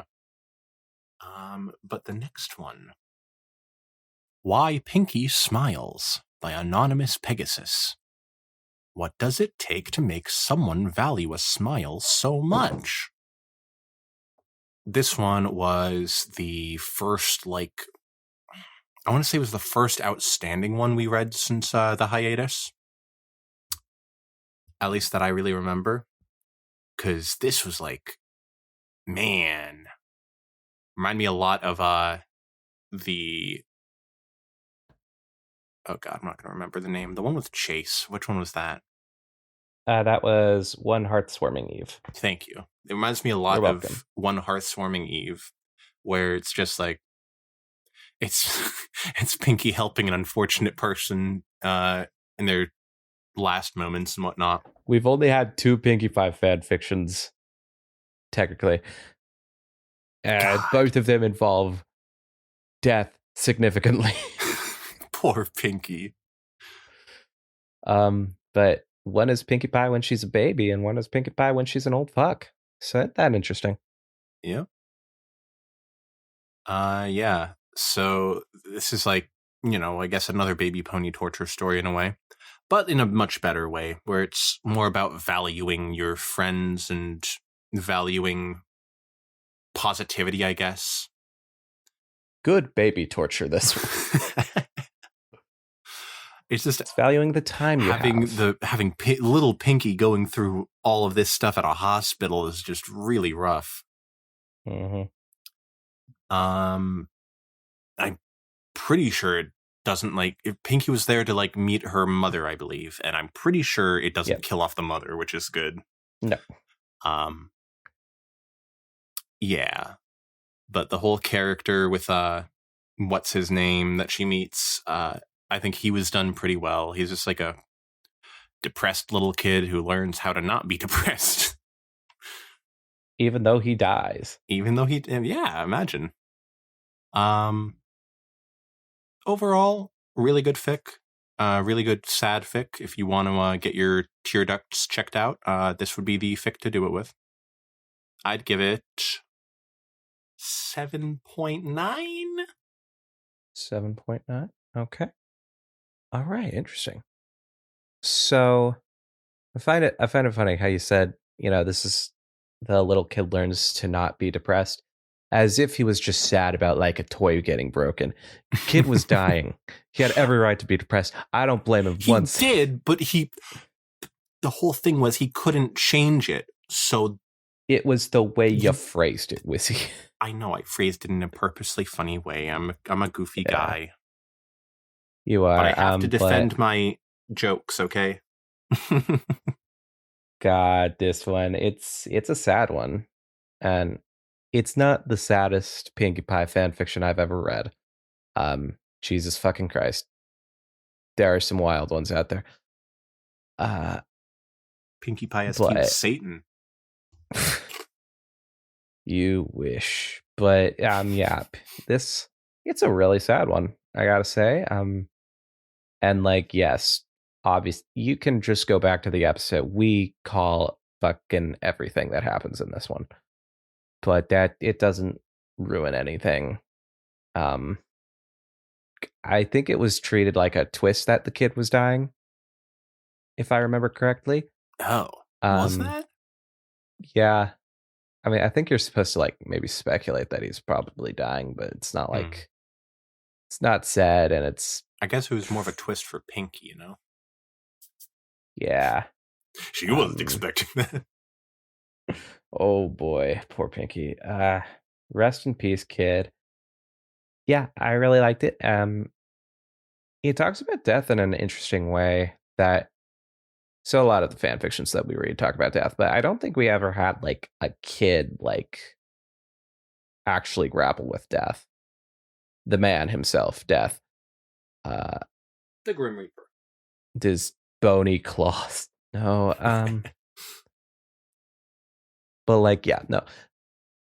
I don't recall if we have ever had a child meets this awful thing that happens to people. Yeah. And yeah, I think that definitely gives it a point in the original category for us, certainly. And I think it was handled very well. I loved it. I think it could have been, I don't want to say paced a bit better, but there was something in the writing that I didn't particularly connect with. I don't know what I would say about that, but I was distant from it. I think something I would say that I didn't really think about earlier was, I guess the writing sort of feels like it's very focused on the story, that it doesn't really describe the area around it too well. It's no it was morning and dew was on the bushes. Pinkie stepped out as her foot crunched the gravel or something like that. It was more just talking about exactly what she's doing and who she's talking to. Yeah. It's an in the moment sort of thing. And I sort of value that flowery No language. time. Yeah, it definitely writes how I would have written it. So yeah, guess that's why I hate it. I'm kidding. No. But yeah, I like it. I give it a 7.5. Nice. That means it would be 15.4. nice. Whoa. I didn't expect it to be this high, I'll be honest. Cute smile with some fangs showing. That was 15.1, so it goes above that. Dang. Oh. Duped? Duped? Did I have that? Yeah, 15.9 was that one, so go in between them. Okay. Perfect. That's I funny. like it when we have those. Yeah. Man, wow. I was not expecting that for that fanfic. I was kind of expecting it to be above the loader, but I yeah, really like that one, I gotta say. I don't mind it. And the next one, Spike Comes Out by Rated Pony Star. Twilight finds out that Spike is gay, and they have a serious talk. Back over to the LGBT Pride Month sort of things that we've done in the past. Yeah, this one was a Pride Month special. Because let's face it, getting back into the groove of things during a particular month, it's not the most helpful. Yeah, it was like we had so many plans, and this was like the only one that we could squeeze into the June 4 Pride Month, and it even interrupted the trend of us having Celestia Code and Sunlight Sliders back to back together. Yeah. Although it was a bonus one, so it came out same week as Celestia Code. Yeah. But still, it's a good one. I can't, it's on the verge of good and great. And I think the ultimate problem that I have with it is that I think there could be a bit more to their interaction, Twilight and Spike. But also Twilight and Rumble. I wanted to see them interact a bit more. Yeah. I think that, especially with Rumble as a tag, literally, like on there, I think that that interaction would have been even better. But like, Twilight, as all not understanding cis het folk are, but trying to understand cis het folk are, she tries. Yeah. I appreciate it. I love a lot about this story. But I could have used without Spike describing a few things that we even cut from the episode, which I wish we didn't cut that from the episode, but I can understand why you were uncomfortable with it. If I'm the one narrating that, then it's not getting put in. But I just don't want that to happen ever again with a fic. Please? Look, if that ever happens again, I'm canceling the episode, okay? That's all I'm saying. So they'll never know about I don't like to cut things from the episodes. I like to present the fics as they are. As stupid as we are sometimes about them. Anyways, point is, that's complete tangent. That was. I do really like this episode, but I wanted more something from it. And yeah, I really like. Does this count as a baby torture episode? Because poor Spike, yeah, because they make him gets gay. put through the ringer. And also Rumble gets put through the ringer as well. Yeah. Although I guess they're teenagers. But to put this one underneath the same label that we put the other baby torture ones under would be a mockery. Yeah, no, it's not. I like it though. It's a good one. I'd give it probably another 7.5. Oh. Yeah. I did like this one. I I really wanted to be able to do a like an LGBT fan fiction for Pride Month, or just in general, at least. Uh, so I'm really glad that we were able to get this one out. It was definitely good enough. I'll say that it was a good story of like Spike coming out and whatnot. Something I don't know. Twilight being unsupportive at all is kind of weird to me, because I would just see her as like, Spike would be really worried and he'd be like, Twilight, I'm gay. And then she'd be like, okay. It sort of seems more like her attitude. I mean, I don't think she was unsupportive at all.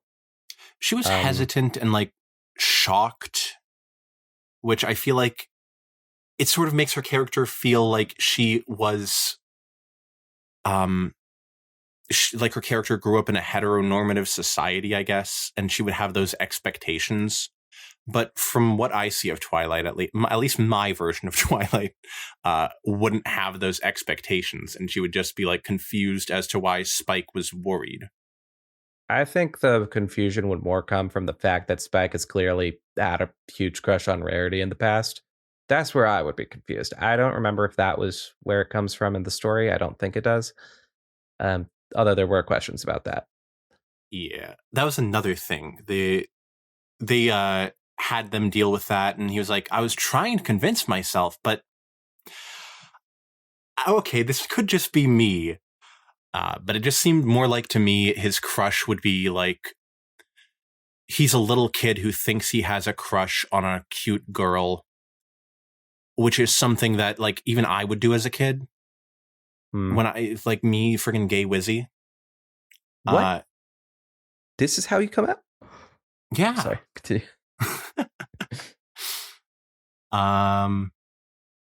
So I felt like they could have written that part to sound more like that, where he's just like, I was just a kid. I didn't really know how I felt. But other than that, there was also the whole thing with them talking about Spike's sexual experiences, which I did not like. Mm-hmm. If it's an underage character, I don't want to read that. I don't. Yeah. I don't want to read that.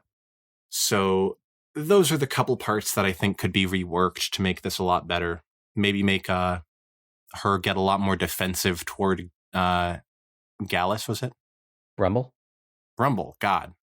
Couldn't remember who the freaking... Gallus, completely different. Yeah. Although they both have wings, so, you know, I don't blame you. Yeah, I think she could have been, like, sort of angry at Rumble, because she's like, oh, you better treat my Spike well. That would have been cute. Yeah. Okay, so I will say this is very similar to another fan fiction about someone finding out about other people's sexualities. You Two Are What? I think this is a better You Two Are What, frankly. Yeah, I think that this is that's the thing. With You Two Are What, I really liked it being Applejack as the one who is sort of on edge about the whole experience, because she is the traditional one and whatnot, which I felt like Twilight didn't fit that role quite as well. But this definitely did, like, it kept things on track a lot better than You Two Are What. And it told this story a lot more subtly, I guess, in a better way. Yeah, this did what I wanted You Two Are What to do, which was not flashback. Thank you for not flashing back to when Rumble and Spike meet. Oh, and they look at each other. Oh, and they just can't take their eyes off each other. Oh my. I don't know why I was mocking it like that. That really wasn't what happened in You Two Are What, but still, I didn't like all the most of the problems that I have in You Two Are What come from the flashbacks.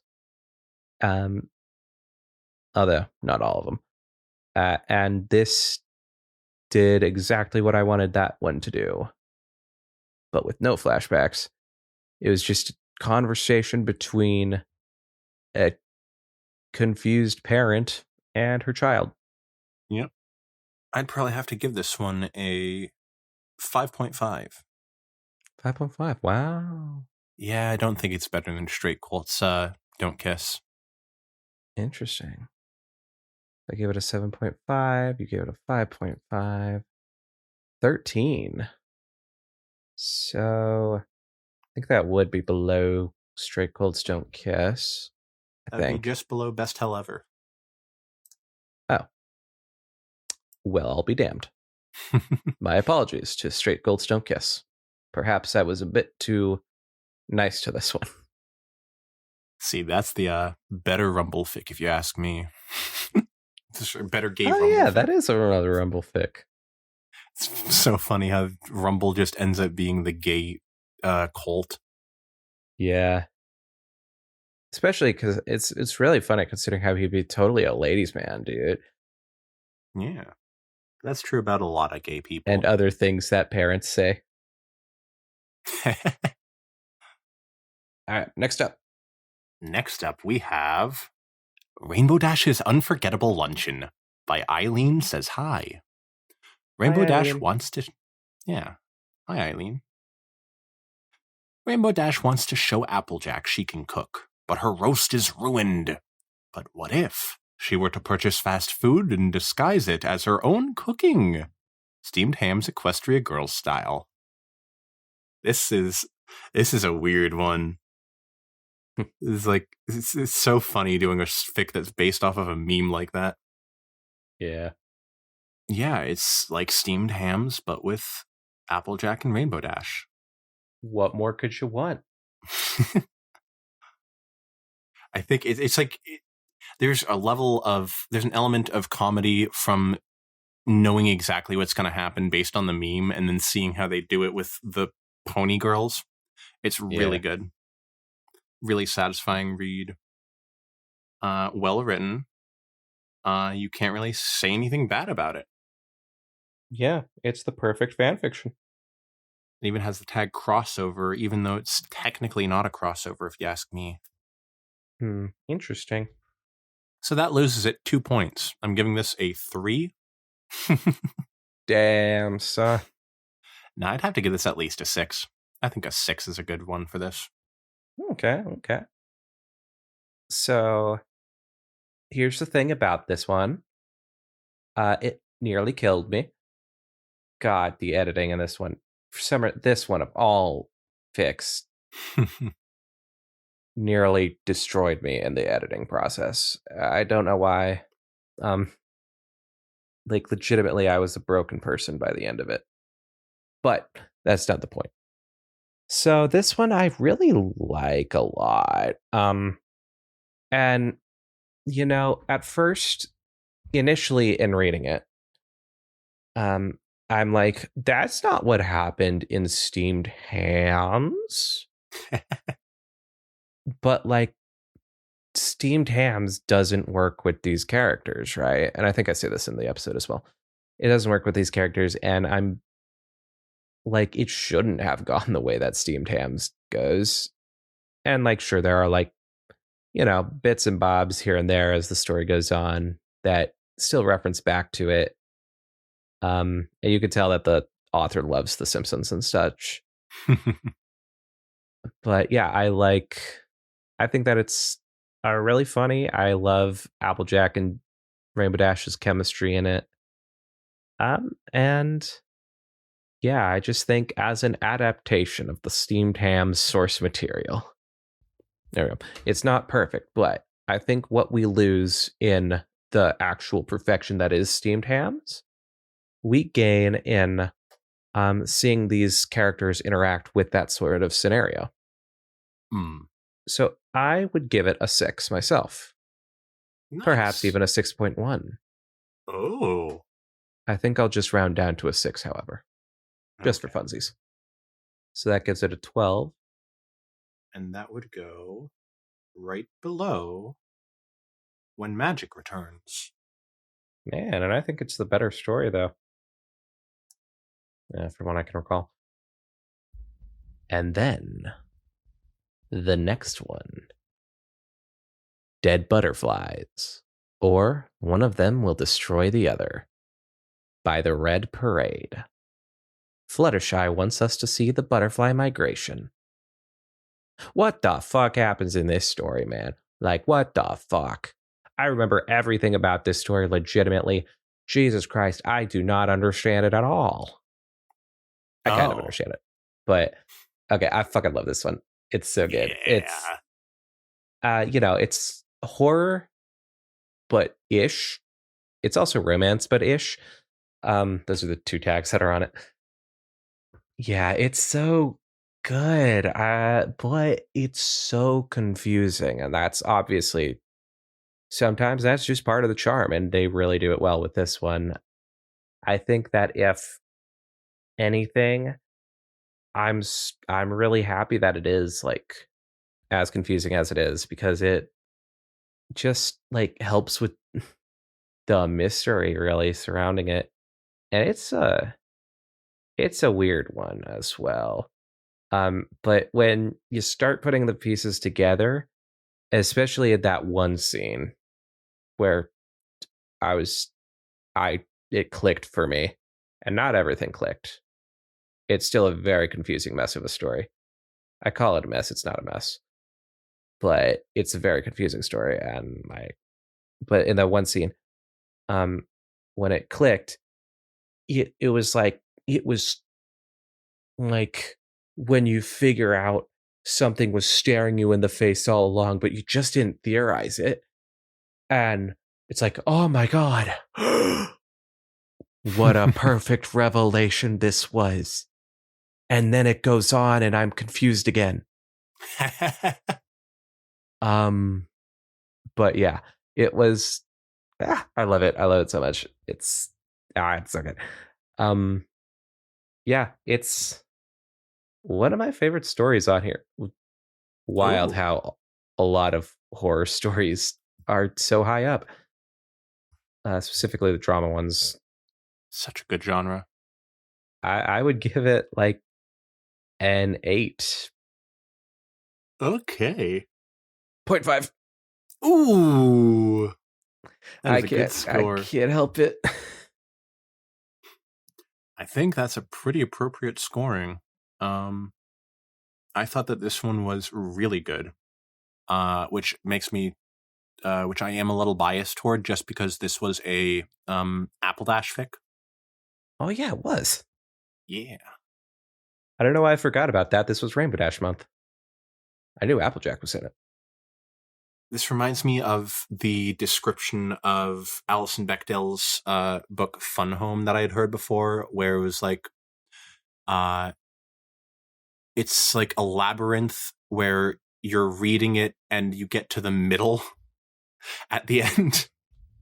I don't know if that makes any sense. I think I sort of like screwed I up the get it. quote, but it's just like, it's confusing as you put together the pieces of what's going on, and it's the timeline is sort of broken up, so you have to maybe go back and piece things together some more.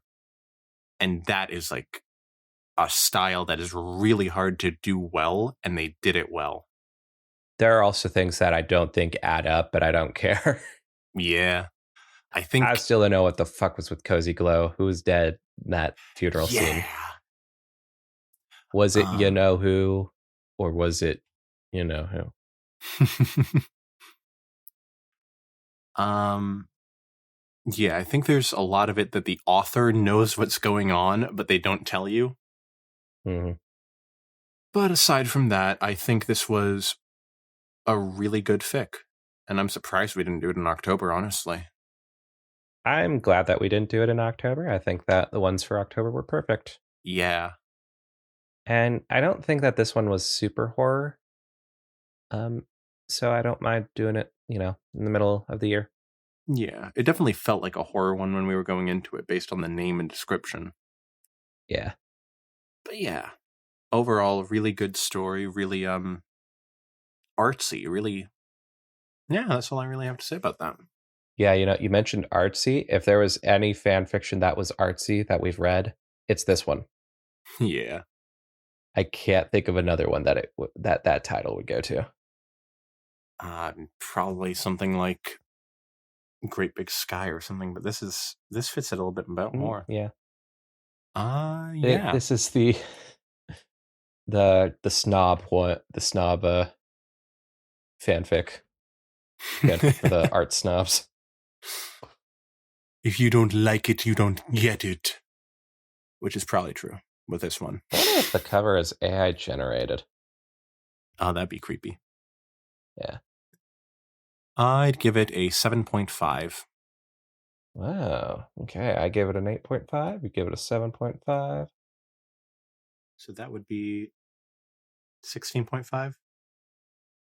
Yeah, probably. Nope, 16. Oh, yeah, you're right. Below Be Good to Your Daughters, but above Why Pinky Smiles. Okay, so it could be in 3 places. Duped. What was Duped? Duped. It goes above Duped. Okay, cool. And then All of Which Makes Me Anxious got 17. So yeah, it goes below that one. Cool. I'm happy with that placement. Yeah. Now we have Mommy by the Gamerator 10. Don't know what happened to the other 9 Gamerators. A filly rainbow dash follows Spitfire around. Why does she keep saying mommy? Oh, such a cute fic. I mean, the description really just tells you exactly what this is. And then you just like follow along this cute, funny slice of life story. Yeah, I can't really say much about it. I really like, this was the first one we did with Spitfire, and I really like her. I want to do more with her. She seems I think like she was in You Two Are What? Oh, okay. That makes sense. With her as main character, yes, but yeah, I was thinking just like her mentoring Rainbow Dash seems like a really cool concept to be put into more fanfics. Yeah. Yeah. Of course, baby Rainbow Dash adorable. Gosh, and, yes. Oh yeah, the whole ending part with her mom coming and picking her up was awesome. Yeah, I'd give this one 6. I want to give it a 6. A 6. Wow. All right, yeah. This one I don't feel too bad about not talking about it much because it is just what it is. It's what it says. If this sounds like one you would like it. I just wish there was more of it because goddamn, that's a cute premise. Give me more. We need more cute stories. We need to read way more cute stories on this thing. Because goodness, the feeling I get when I read this one and the next one that we're going to talk about, love it. If you want just to die of cuteness overload, I guess read this one. I would love to die of that. So that's what I'm reading. Yep, cute story. And just the image alone puts a smile on my face. Hey, look at that freaking thing. Look at that baby pony. That is such good art. It's a fic where the baby ponies don't die or anything like that. Love that. We need at least as many of these kind of stories as we have as the baby torture ones just to even it out. Yeah. Enjoy this, by the way, guys, because it's one of the last ones for baby ponies not dying. So yeah, I would also give it a 6, probably. Sweet, another 12. All right, gotta calculate that again. Just below Rainbow Dash's Unforgettable Luncheon. I respect it. And the next one. Speaking of cuteness overload, the sequel to, in my opinion, possibly the most adorable one that we've read, the sequel to The Most Annoying Infestation, called The Most Annoying House Guest by Harmony Pie. Rainbow Dash thought that she had finally gotten rid of her adorable infestation. Yeah, she was very surprised to see it turn up again at the foot of her bed one night. Okay, so you need to read the first one to really understand this one properly. This one is really cute. Of course it is. It's got Batty in it. And I love Batty. He's such a cutie patootie. Um, I want to hug him and squeeze him and call him George. And I wish to care for him until my dying death. And yeah, and it's got one of my favorite tropes in My Little Pony fan fiction, which needs to be explored more. Rainbow Dash being a mom, which I love. It's so cute. She would make like the best mom.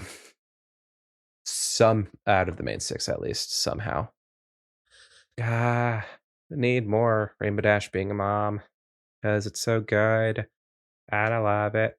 That's all. I can't say anything more about this. I'll give it a 6. Okay. I think that was about exactly what I would say for it. Of course, Batty, adorable. This was the first, the original one was the first one where I'd heard of the bat ponies, and I don't think we've done any fics besides these two that have had them since. They're not the most popular, I guess. But they can be so well written. If Batty's anything to go by, yeah. Yeah. I think in terms of like constructive criticism, it would have been cool if we saw Batty have some sort of play date with the young ponies. And eat them. I feel like that would have been a good fitting sequel. Yeah. But I other agree. than that, it's what it is. Cute little story. Yeah. And I don't think I really could rate it any differently than I rated Mommy, because they're one and the same, really. Yeah. So I'll give it a 6 as well. Perfect. And that one goes right below Mommy. I find it funny. I also just realized our 2 highest ones are Halloween fics, and our 2 lowest ones are Halloween fics. Oh, yeah. Oh, and that's going to stay like that. We'll see.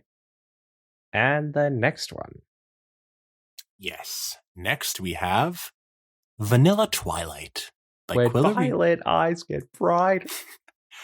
And Silent Siren something. No, I don't remember the lyrics. Heavy wings grow lighter. That one actually works really well for freaking Rainbow Dash. Totally. She has wings. The And they're end. pretty heavy in this fic. Till they get lighter. A night of soul searching for Rainbow Dash leads her to an unexpected revelation about her friends and her feelings. Ooh. Oh, this one. The aesthetic of this, just alone on that. Beautiful. It's just like such, gives me such nostalgia about summer nights. Describing Rainbow Dash flying through the warm sky and whatnot. It's And then when she gets over to like Twilight, it's so cute. This one is so nice. Plus, I mean, how could you not like a Gaybo Dash fic? Of course. As she is the gayest. How many of those have we read? It's a Has to be at least surprising 3 or 4 by now, right? low amount. Yeah. But I mean, sometimes when Technically, Unforgettable Luncheon, Dead Butterflies. what under Unforgettable Luncheon technicality. count? Were they going on a date there? No, but she did confess that she had feelings for Fluttershy, I believe. Oh yeah, I forgot about that part. That part did feel. And Mommy, if you really want to read into things. She's been calling every butch woman Mommy. Can't get her to stop. Yeah. Yeah. So back to Vanilla Twilight. When what? Yeah. Everything that I really, it's just like Sunset After Midnight, where it's just everything I'd want out of calm, atmospheric. That's the word I'm looking for. Like a calm, atmospheric kind of romance fic. It has a little bit of like, not really conflict, a little bit of danger, I guess. But even that doesn't really make it feel uncommon anyway, or whatever word I'm looking for there. This story, beautiful. Absolutely. The picture for it, beautiful. The writing, beautiful. Song it's based off The of. song it's based off of, beautiful. Did we do any others by Quillery before? I don't believe so. Not that I Okay. can recall. This one I'd say is deserving of an 8. Ooh. Awesome. So yeah, everything you said except for the part where you got wrong. And more, frankly. Gosh, I love this one. It's such a cute romantic thing. And it's not the most romantic. They don't get together, but I think they really work. I mean, They're cute they together. they say they plan a date together, so They plan on going on a date, technically, but according to the sequel chapter, there's a sequel where they don't. according to the sequel's description, they haven't really gotten anywhere past that yet, and Rainbow Dash still hasn't really confessed her feelings. Oh. If I'm remembering confess that them in correctly. this. She didn't. Most she said was, "Hey, Twilight, you want to go out?" So I was like, "Yeah, sure." That's. I mean, I guess if it's Twilight, who's oblivious to everything, it might not be an implicit admission. She was also very someone tired at the time. who. Oh, that's true. So yeah, absolutely baller fan fiction. I love it. God, so cute. I want more Twidash. I think of the Rainbow Dash ships, it's probably my favorite personally. Although Pinky Dash is also really cute, and Apple Dash is fine and canon. Sunset Dash, my goodness, how can you go wrong with that? But even aside from that, it's I'm so happy that I finally read it. It's been on my radar for a long, long time, and yeah, I'm very happy that we got this opportunity to read it. Yeah. And it was a perfect outro to Rainbow Dash month thing. Oh, that's right. I forgot we were doing that, and this was the last one. Yep. Man, this one was good. Legitimately, I think I might give it a 9. Ooh, nice. I know I didn't talk a whole lot about it, but I really like this one. You gotta read it for yourself. Yeah. You can't just unless you just describe every piece of scenery, you can't really do it justice in a review like this. Yeah. All right, so that would be a 17. Oh, same score as all of which makes me anxious. All right, perfect. Above Dead Butterflies. Nice. I can't remember what I gave Dead Butterflies. All right, I gave it an 8.5. Now what? By Dreadnought, the CMC learned their lesson a little too quickly. So this one was unexpected. I gotta say, perfect description for it. But it doesn't prepare you for what's to come, which is nothing, but in a good way. It's a nice little fun 1,000 word romp featuring ponies, baby ponies, Pinkie Pie, briefly. What an enjoyable word counting. It features word counting. There's just everything you can say about this in one. Good luck finding that next one, by the way, Wizzy. And that's what. That is what. I'd give it a 6.5. It's a funny. Yeah, this one was. I felt like it took me a little bit to catch on in the beginning on exactly what they were doing. But with these fourth wall breaking fics, there's so much that you can do to be funny. Mm-hmm. And I think they do it really well by having it like mainly be Twilight doing that. And the whole thing with Pinky, I think it was at the end. Yeah, with Yeah. Rainbow Dash bringing in Pinky at the end. That was so good. That was just Chef's perfection. kiss. So yeah, I'd give it probably I'll say 6.5. All right. 2 6.5s. 13. What was the last one we gave a 13? Spike comes out. Okay. So I guess it's below Spike comes out. Boom. Next is the Cutie Mark Crusaders are in a 1990s era anti-drug PSA by Cassandra, My OC is Best Pony. Are you sure it's not Cassandra? I say Cassandra. Even if your name is Cassandra, I'll pronounce it fancy like. That's The offensive. CMC learn a lesson in saying no to drugs. A whole lot of lessons being learned in that episode. Wow, I didn't realize how poignant that was. Yeah. I guess that's what you get when you're with the CMC, though. Yeah. A lot of lessons to be learned. And death. This one, from the title, it was really promising, I gotta say. It played out pretty well, based on the title. Although I personally would have put in a lot more references and jokes that I feel like were missed out on. A lot more ponies that could have been in this that would have made it a lot funnier. And I feel like a lot of this, since it's like constantly throwing comedy at the reader, it feels like a lot of the stuff does fall flat sometimes.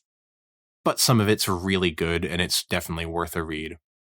Yeah, I feel like this one is around... What did I give the last one? 6.5? Yeah. And this one would be more like 5.5, I'd say. Okay.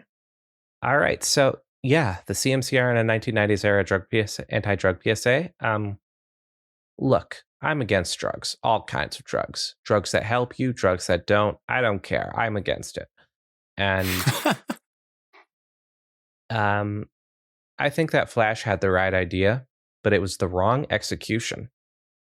I think we could have gone a bit more hardcore, frankly, if you ask me.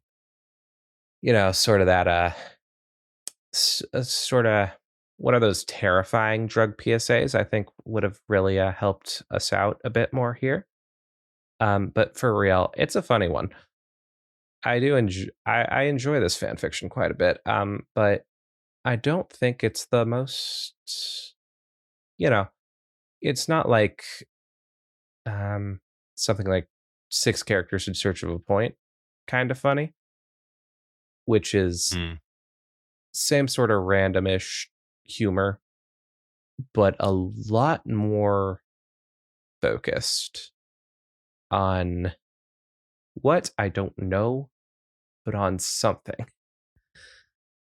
But yeah, I also could have done without all the Flash hate, you know. True. We stand Flash. Yeah, this is a Flash standing household. Even if Flash is the bottom tier here. But you know, even a cute smile with fangs showing, even that kind of respected Flash, like a little bit.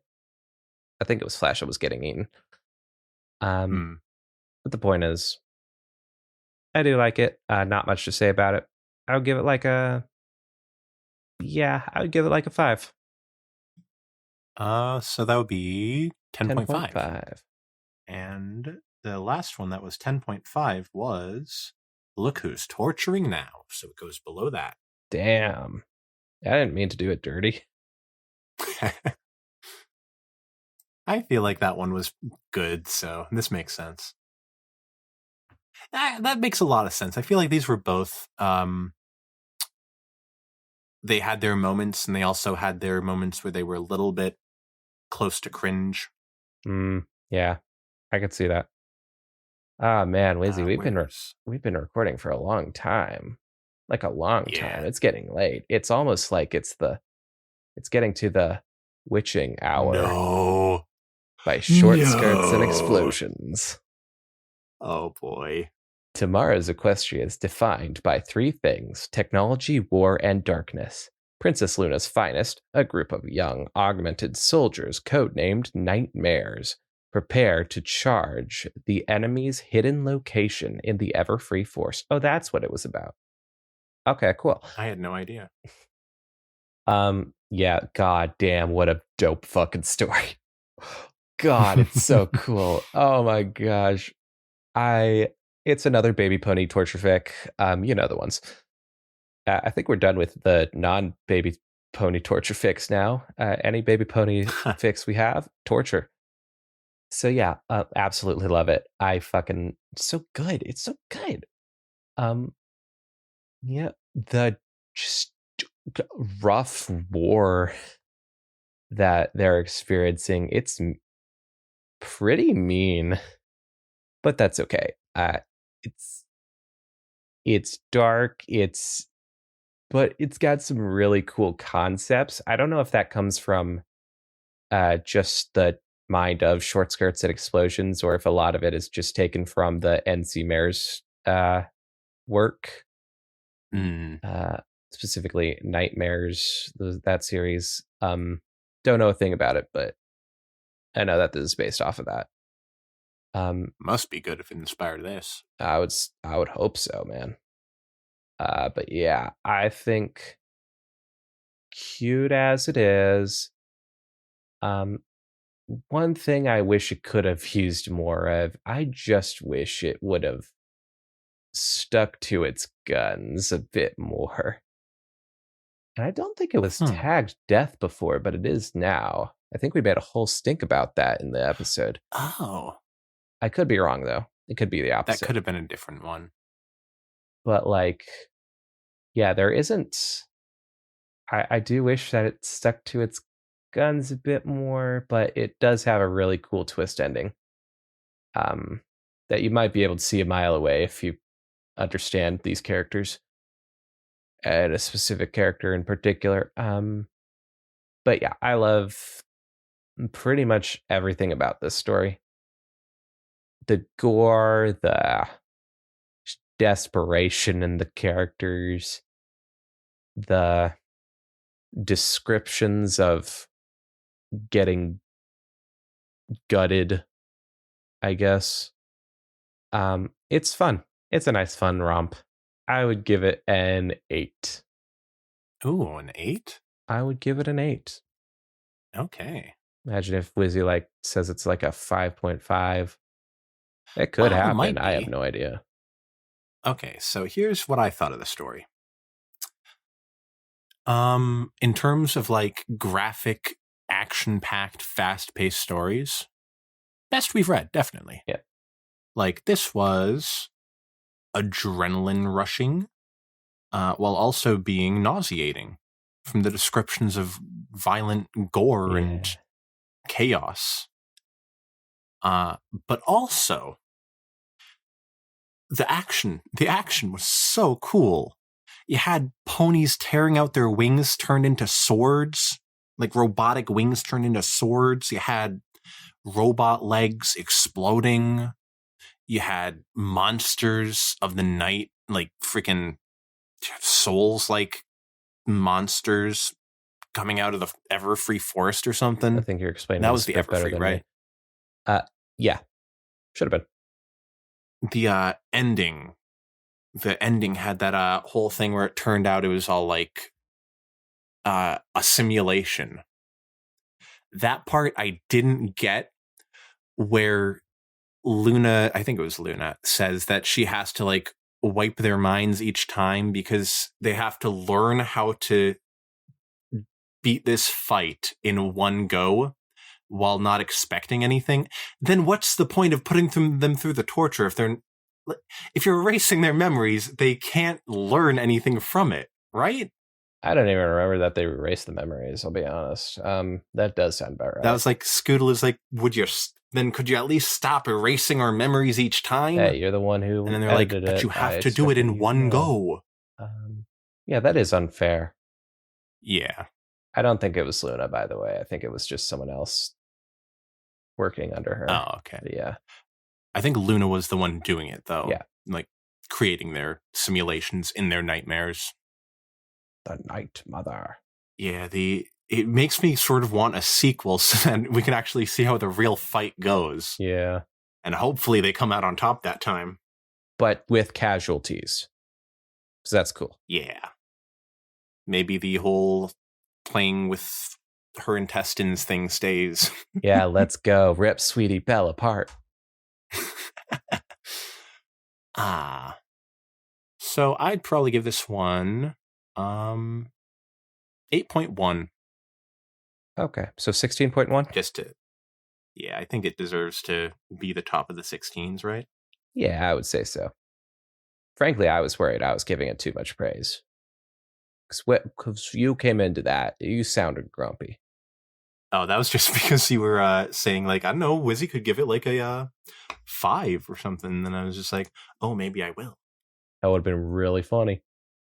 Yeah, that would go right above Dead Butterflies. God, they're so dead. There they are. Nice. Awesome. Man, after that one, I could use a story without some explosions, let me tell you. I am so explosioned out. And then cut to the obvious joke here.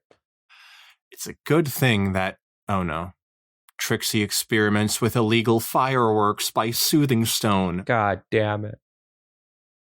Rainbow Dash has her birth-anniversary coming up. Trixie needs to steal the show at said event.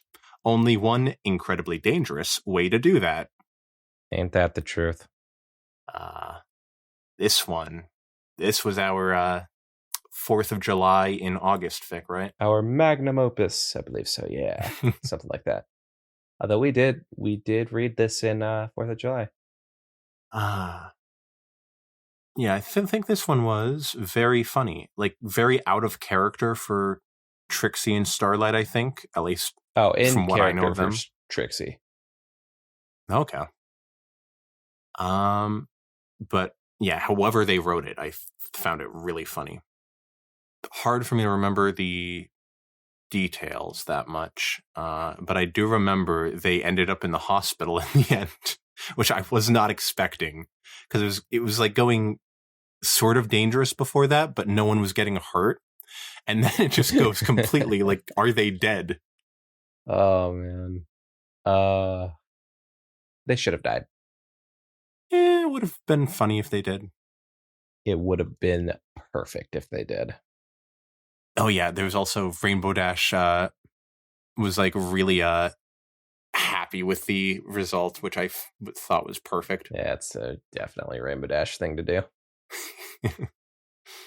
So I'd probably give this one 6.5. Okay. Yeah, I think it's just a nice, fun story. Not much to say about it. I like the shopkeep scene with the shopkeeper, particularly the ending of that scene. Because it's just this shopkeeper is the worst person of all time, ever. He sucks, apparently, and it's just really funny. But I think that yeah, for the most part, I just like the characters, I like the comedy. Not too special, but I think that's okay. And yeah, I don't have much to say about that other than Trixie got what she deserved. 6. So it's 11.5? Or no, 12.5. 12.5. Ooh, how high does that get? 12.5. Spike's Revenge was 12.5. What was Tea with Jesus Part 2? Rarity Boogaloo. I think that one was 12 though, because I remember that was the end of the tier, end of B tier. Okay. So I'm pretty sure that one, and then Oh yeah, that's right there. So I think it would be right above that. Okay. It is turning out well. I agree. I like this. Oh, I wish we could do this forever. But yeah, this tier list is absolutely lovely. A few dents in it, of course, but it's kind of a cracked beauty by Slate Sad Pony. That's what you were going for.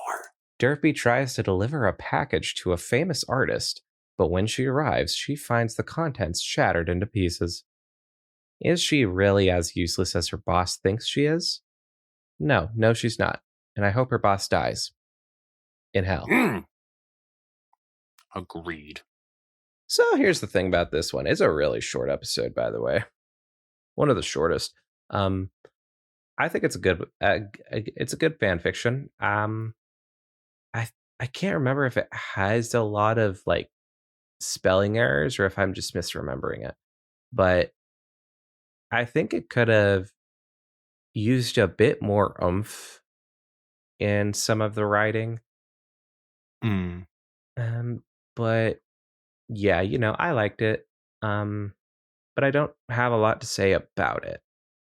I liked Derpy. I liked the pony she was interacting with, whatever her name was. And I think it's got a good message.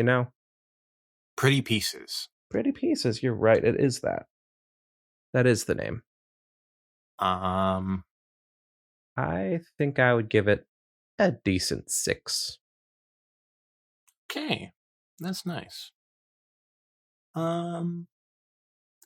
This one was really nice, I gotta say, because knowing Derpy before this, I did not have any idea of a character for her deeper than just Derpy hooves.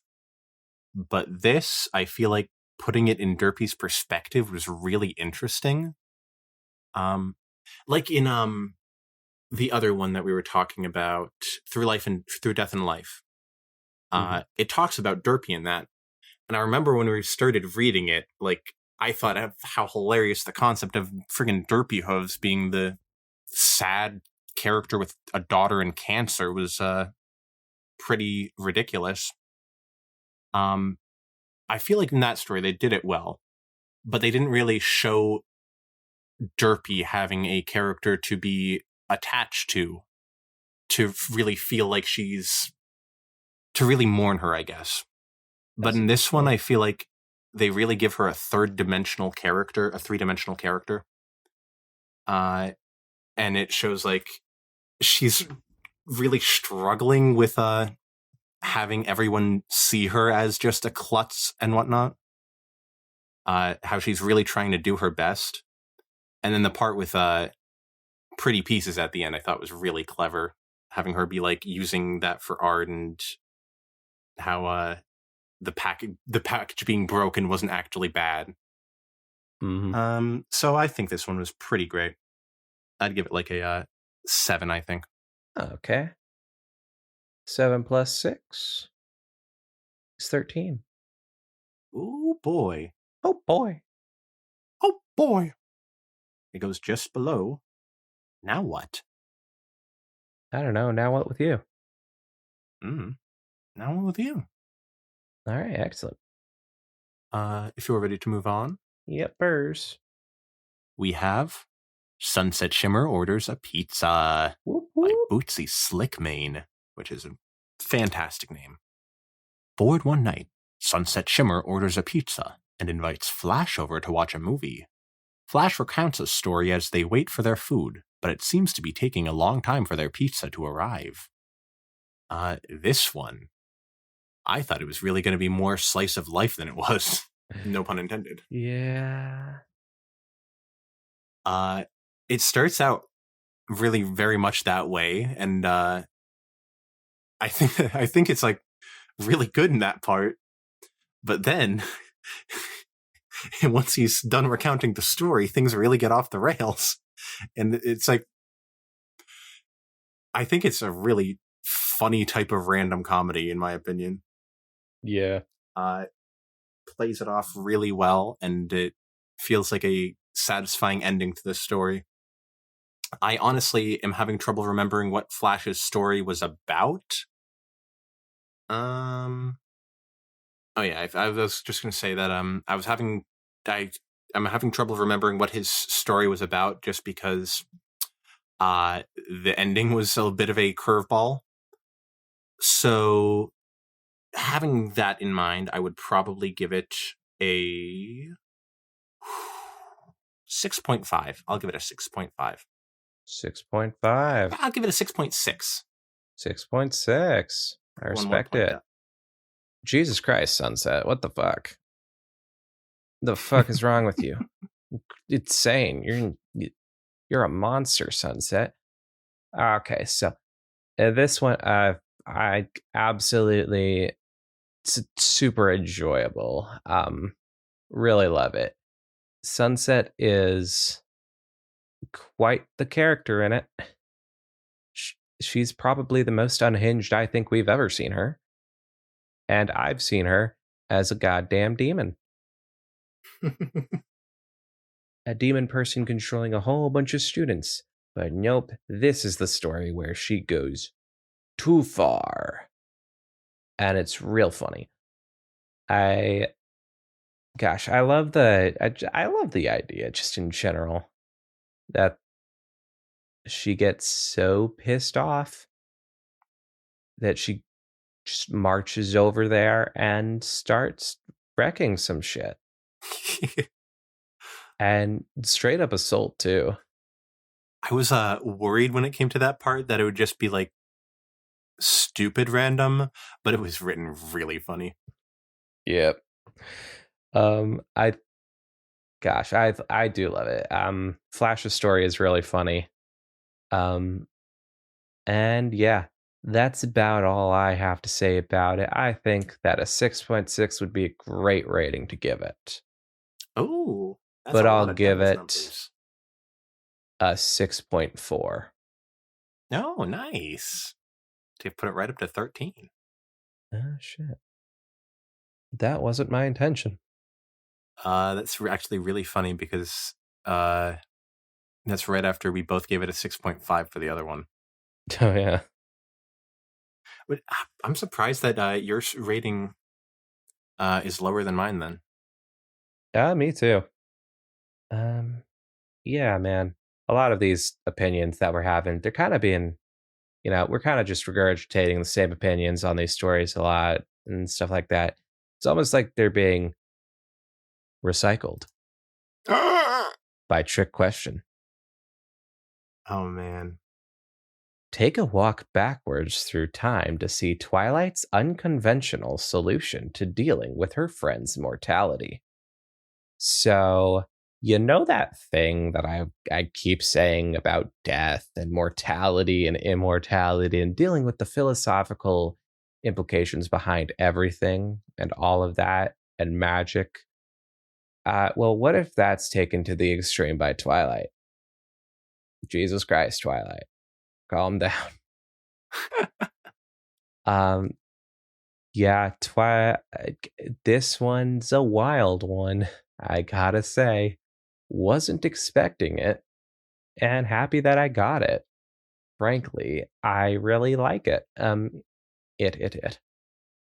Yeah, Recycled is one of the more, uh, I suppose, unconventional, serious stories that we have.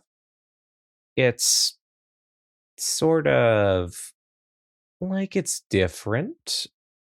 By that I mean it's non-linear. That's what I'm actually trying to say here. It is like dead butterflies in a sense, but where dead butterflies you don't understand it by the end.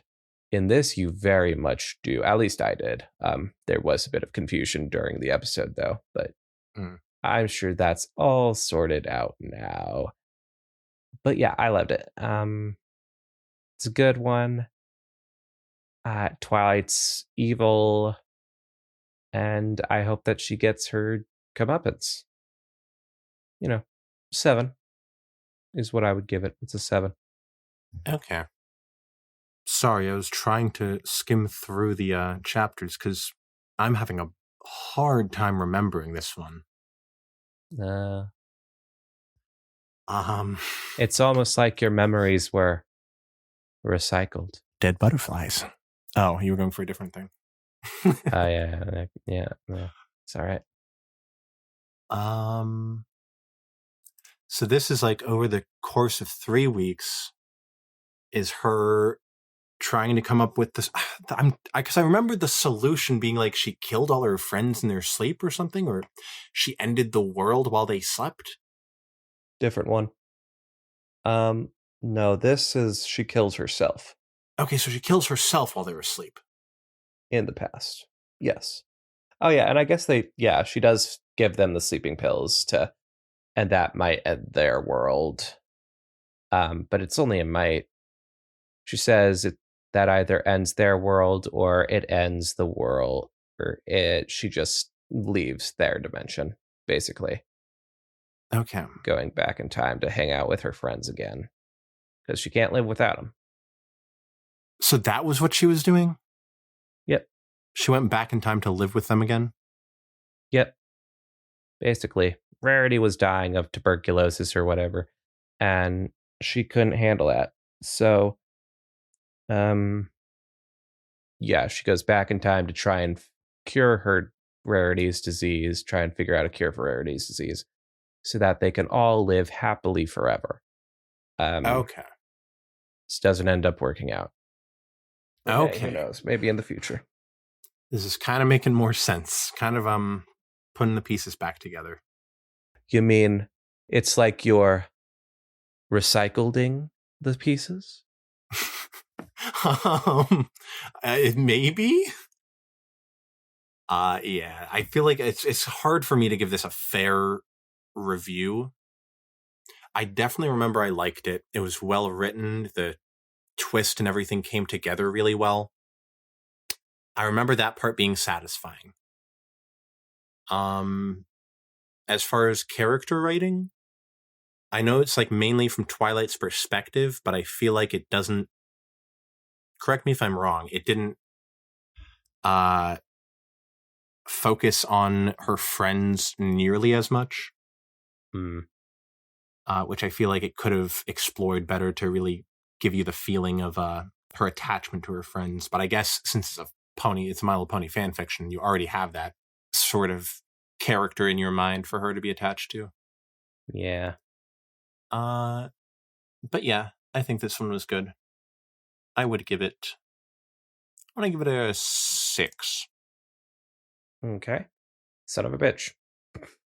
You know what that means. What is it? I could tell you exactly where this goes. It goes just below Sunset Shimmer Orders Pizza. Wait, what? I gave it a 7, you gave it a 6. That's 13. But it is a 6 story. I'm sorry. Well, what happens, I suppose. Warning. Muffin's Crossing by Short Skirts and Explosions. It's Starlight Glimmer's first week in Ponyville, and she attempts to cross the street. Some pony really should have warned her. Now, this was our first comedy Short Skirts and Explosions fic, right? Yeah, as well as our first comedy derpy fic. Oh, which she needs more of. Mm-hmm. I feel like this one was like if Cracked Beauty was a comedy story and Starlight Glimmer, and it was from Starlight Glimmer's perspective as she's subbing in for Derpy. This one was really a bit all over the place, but I feel like it really got its footing around like a third to halfway in is when I really started liking it. Yeah. I think it was really funny. It really tortured Starlight Glimmer, which was funny. Yeah. I feel like Derpy, although I don't know her character in the show, sort of got a bad rap just because she's crashing into everyone. And she never does anything other than that in this fic. But I feel like it makes her, sort of just look like a useless klutz. And she deserves a little bit better. Maybe make her do something really good at the end. Like she gets the package in one piece to the place. and that's Derpy's accidental delivery. But overall, I feel like this was a good fic, a good 5.5 fic. I see. Nah, your reading of Derpy is all wrong. You see, Derpy in this fanfiction is the perfect example, is the perfect representation of Ponyville as a whole. Ponyville is one of the most insane, messed up places you could imagine. Everybody's an idiot. Nobody is just normal, let's say. And you can't step 5 feet without something happening. Derpy in this fan fiction represents all of us, as in everything that we need to exist, let's say. Derpy is God. And for that, I give this story a 6.6.6. I don't know if that's a number. So 6.6 and 5.5? Yes. You know what that equals? 12.1. Yeah. You know what? I should actually analyze it a bit more. So yes, legitimately, I do think that Derpy is the perfect representation here of Ponyville and all that. And also, I think it's really funny. I love short skirts and explosions like writing style, especially for comedy. All of it's great. Yeah, mayor of the house. So Warning Muffins Crossing would go right above Rainbow Dash's Unforgettable Luncheon. Perfect. Or wait. Oh wait, didn't we say that Rarity SC with Jesus was 12? Yeah, I was gonna say. So that was the last 12 fic. Or that was the first 12 fic, I think. Okay. So go just above that. Perfect. Mayor of the House by JMJ. Home Alone for the first time is a Home Alone for the first time is a ritual of passage for the young. It's all fun and games for one filly until night falls. Are those creaks the sounds of the house settling in, or the stalking steps of something searching sustenance? Oh.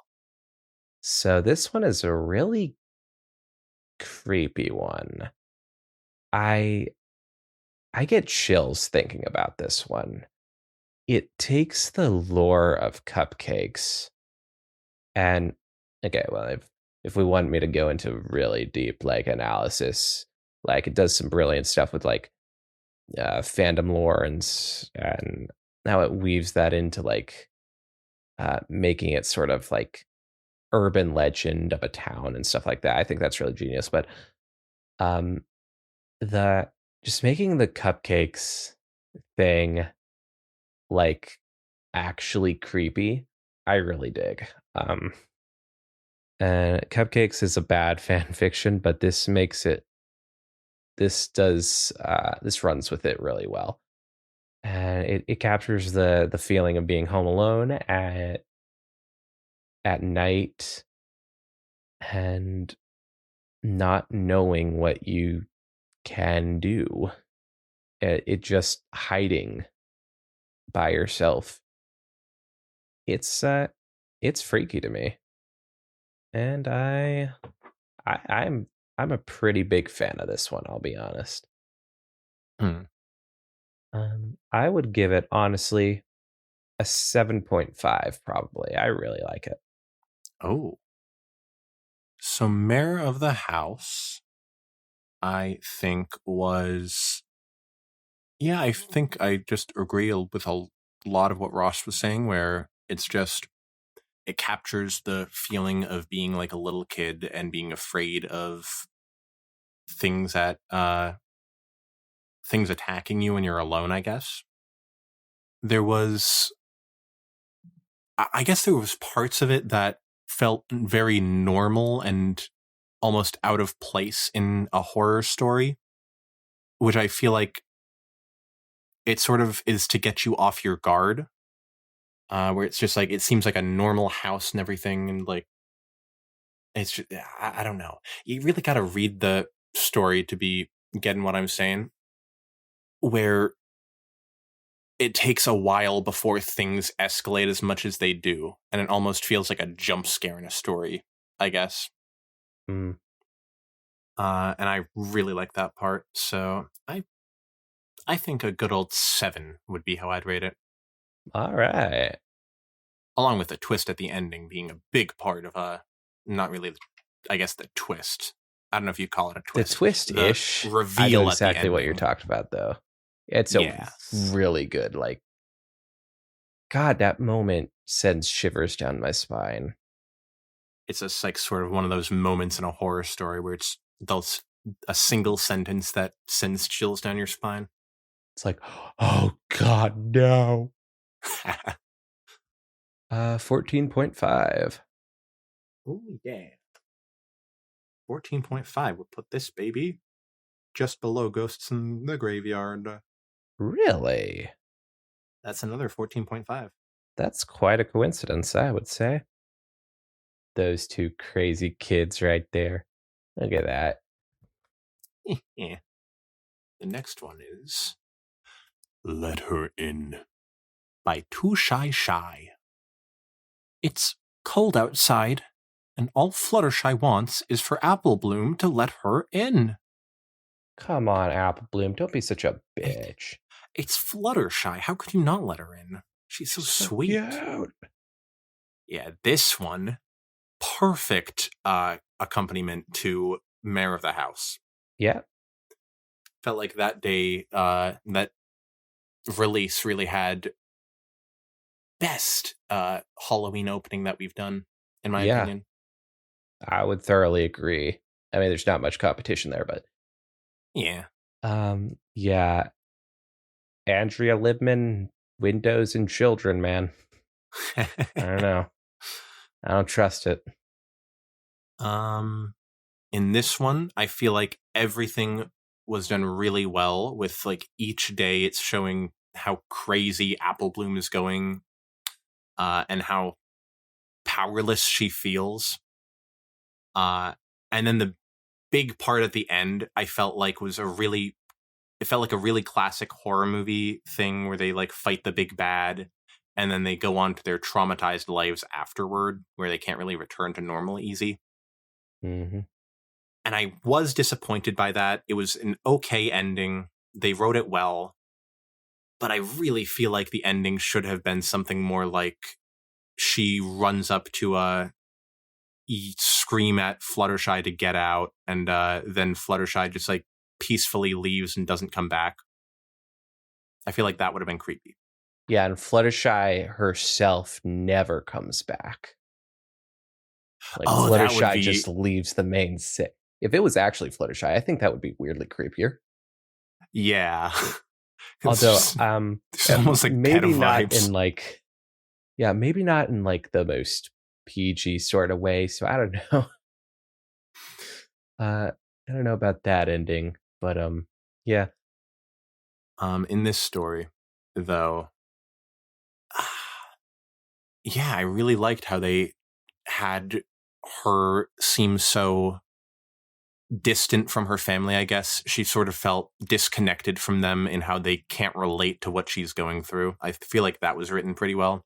yeah, From lines like, she heard them talking about taking her to a mental facility or something like that. Or taking her, no, I think they just said psychiatrist or something, but that was like her worry, was that they'd like lock her up for being crazy.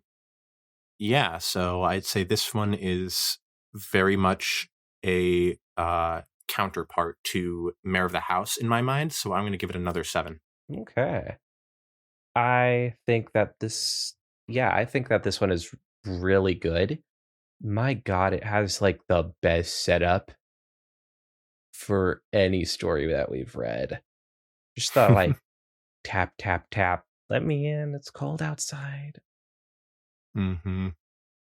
And that being like Fluttershy of all ponies with her like soft voice Oh God.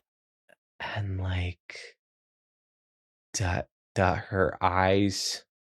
I'm sure are probably like teeny tiny or something. I don't know. It's just a Not according to the picture for the story. yeah. I think that's more. That's you know, Yeah, but it's a dramatization. uh, man, like I think while the first, while Mayor of the House has like an okay setup, but a great ending, I think this one does have like an okay ending, but one of the best setups. And it's Hmm. got some real nice creepy stuff throughout. Um, the Fluttershy thing sleeping in her bed or whatever. Yeah. Good God. Yeah, don't let Andrea Lipman near children. Which is really a sad thing to have to say after all of the work she does on kids shows. Yeah. Hey, you know what? You got to do what you got to do for art. And if that means you hire some bad people. Um, gosh, I do think I prefer Mayor of the House a bit more, which is kind of weird to say Ooh. because I honestly thought that I preferred this one more. But no, I do think I prefer Mayor of the House a bit more. But yeah, I still really love this one. I think I would give it like maybe 7.3, let's say. Okay. I don't think we've had that number before. 14.3. We have not. Yeah. I would assume that just goes below the last one. That's So then this would be, yep, just below Mayor of the House. perfect. Ah, yum yum. That actually weirdly makes me hungry. I sure do need a lovingly crafted lunch. By Damon of Decay right about now. Scootaloo ends up with her father's lunch by mistake. Reality is almost destroyed in the process. Now, you might think that this isn't a baby pony torture fic, but it is. It sure hits you across the face with it, um, or it backhands you out of nowhere with that. But you know what? Despite all that, it's a really cute story. It's a nice little comedic Cthulhu story where Scootaloo is Cthulhu's daughter. And that's just the cutest thing. Skathulu. Skathulu. It's one of the cuter stories that we've read. Certainly the cutest for Halloween that we've read. Mm-hmm. And I think that deserves praise. Whether or not it's one of the best, I don't know. I'd I'd say it's probably a 6 for me. It's cute. I like Hmm. her relationship with her father, but and also just in general, I love seeing Cthulhu in like that sort of setting. Yeah, I think it's a very nice, simple one. Gives me a lot of the same vibes as what was the name of the one with Batty? Most annoying infestation or the most Most annoying house Annoying guest. Infestation. Yeah, I feel like especially in Most Annoying House Guest, it reminds me of. There were points where it would be like Cthulhu's talking in riddles, I guess, but you could actually tell what he was trying to say afterward, which I thought was like well done, well written, very funny. Yeah, Um, and then the ending, having like everyone tortured and whatnot, was I did not expect that. I thought they were going to save them for some reason. I mean, no one died. No, but they got pretty messed up. They're just babies. Yeah, but they don't remember it. Mm. Yeah, I'll probably give this one a 5. Okay, I think that was a 6 plus 5. Son of a bitch. 11 goes right up below I'll Never Let You Go. All right, perfect. But then we get to Panatrophia. by writing a spirit. Gasp. Twilight finds herself tested when a strange and deadly affliction begins to spread across Equestria. This one was real intense. Oh, yeah. Just like, it's hard for it to really be sad when it's making my stomach turn with its weird descriptions. Yeah. But it does both. So yeah, like, Twilight's trying to find a cure for this disease, which in the beginning, I find it really well done how they have like Rarity trying to be supportive to Twilight, but ultimately being the thing that drives her insane. Because she really sets the fuse on Twilight's descent into madness. Yeah. By being like, you can be strong, you can do it, I know you're capable, you're Twilight Sparkle. Man, Rarity and driving Twilight to madness. And Twilight just like takes that to be like, I can't stop. There's only me who can be the person to cure all of this. Yeah. And then as she's like failing constantly and ashamed of herself, it drives her to ultimately just, destroy everything. Yeah. So I thought this was like paced really well, written well. And then the like very ending was really weird. Because it's like, I guess Twilight figured out that this disease or affliction or whatever it was like part of something greater, and she found out that she was supposed to be doing something. She was supposed to destroy the world, I guess. And this monster comes in, and I'm just baffled by the end of it because it didn't feel like it was going in that direction at all, and then it throws you a curveball. Yeah, it has a pretty weird ending. Can't say I understand it. Yeah. I guess perhaps some god was like, they just weren't a fan of whatever the hell was going on. Yeah, it reminds me of watching the 2 Berserk movies that I watched. Because that also has like a weird ending like that in the second one, which I'm guessing is probably more explained if you watch the manga or If you watch anime. the manga. But yeah. Wonderful story. The whole part with like Discord being just depressed was heart-wrenching, Yeah. I'd give it 7.5 probably. Okay. Wow. Yeah. 7.5 as well. Moving on. No, I'm kidding. Yeah, no, I also really like it. It's got everything in it, frankly. Yeah, Discord, Twilight, Rarity, baby pony torture. What more could you ask for in a story?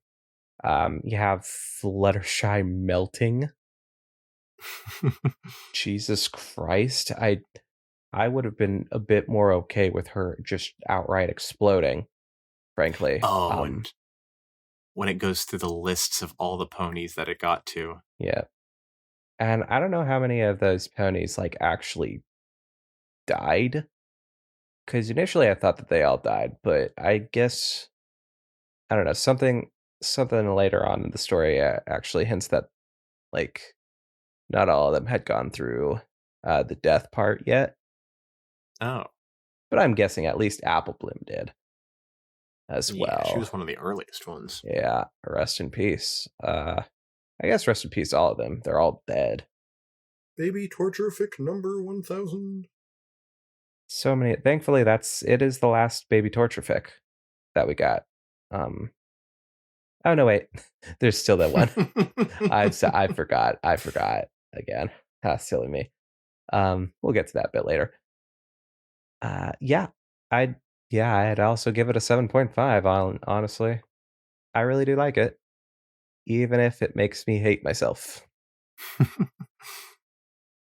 So then that would be 15. that our first 15? It might be. I can't remember what we gave. 15.9, 15.1, 15.4. Wow. Okay, so the right below 15.1 would be right below a cute smile with some fangs showing. What about Rooster? Oh. You want to put it below Rooster? Yeah. I'm Okay. fine with putting it below Rooster. Man, I feel like Rooster's Rooster's hanging probably on. 15. Wow. All right. All this fan fiction depressing stuff makes me think of my favorite pony, Rainbow Dash. And Rainbow Dash's Depressing awesome stuff makes Nightmare you think Night of her? Haunted House Choose Your Own Adventure. I couldn't think of a good way to segue into it. So, it's by the Drider Pony. A branching story with interactive gameplay, multiple endings, and more secrets than Pinky's Basement. And you'd better believe we found one of those endings. Oh. No regrets. Can we really be reviewing this one properly if we haven't? Should we count this one like the Sunlight Sliders ones? We'll only count the. We did have an ending to it. Okay, So yeah, we're we can only count counting that. And frankly, that I loved. As much as I feel like I did what I should have done, which is get through it as fast as possible, that's fine. I'm not bitter or anything by that ending. Whatever. I had to kick the shit out of a horse who came into my room in the middle of the night after that. But, whatever. That's really only a joke if you have seen it or have listened to the episode or got the same ending as us. Wait, were they supposed to be coming out of the computer? No, they had our ID or our IP? IP. That's the one. They had our IP. Okay. Yeah, I remember. I thought they just stopped us from interacting with them, but then they No, also had our IP. So what were they going to do? they were going to come for us, Oh man. but that's okay. They're pretty easy to deal with. Yeah, I have no regrets. You give me what you give me the means, I'll take it. I'd give it a 6.5. Okay. It's also funny too. I forgot to say that. I thought it was kind of amusing. Yeah, this one was really funny. I thought it was like a real delight to go along, almost like going through a haunted house. Yeah. Kind of fun. I'm sure we would have had a blast with the other ending, with Yeah. actually taking other stuff. I think it was like Trixie was like a vampire or something who was at the beginning with her and was just like, oh, hey, you doing bad things or whatever. I can't remember what she said, but she was like a funny character and I really enjoyed that part. Yeah. In terms of like how we were going through it, it got really repetitive, which was fun. Pretty hilarious. Mm-hmm.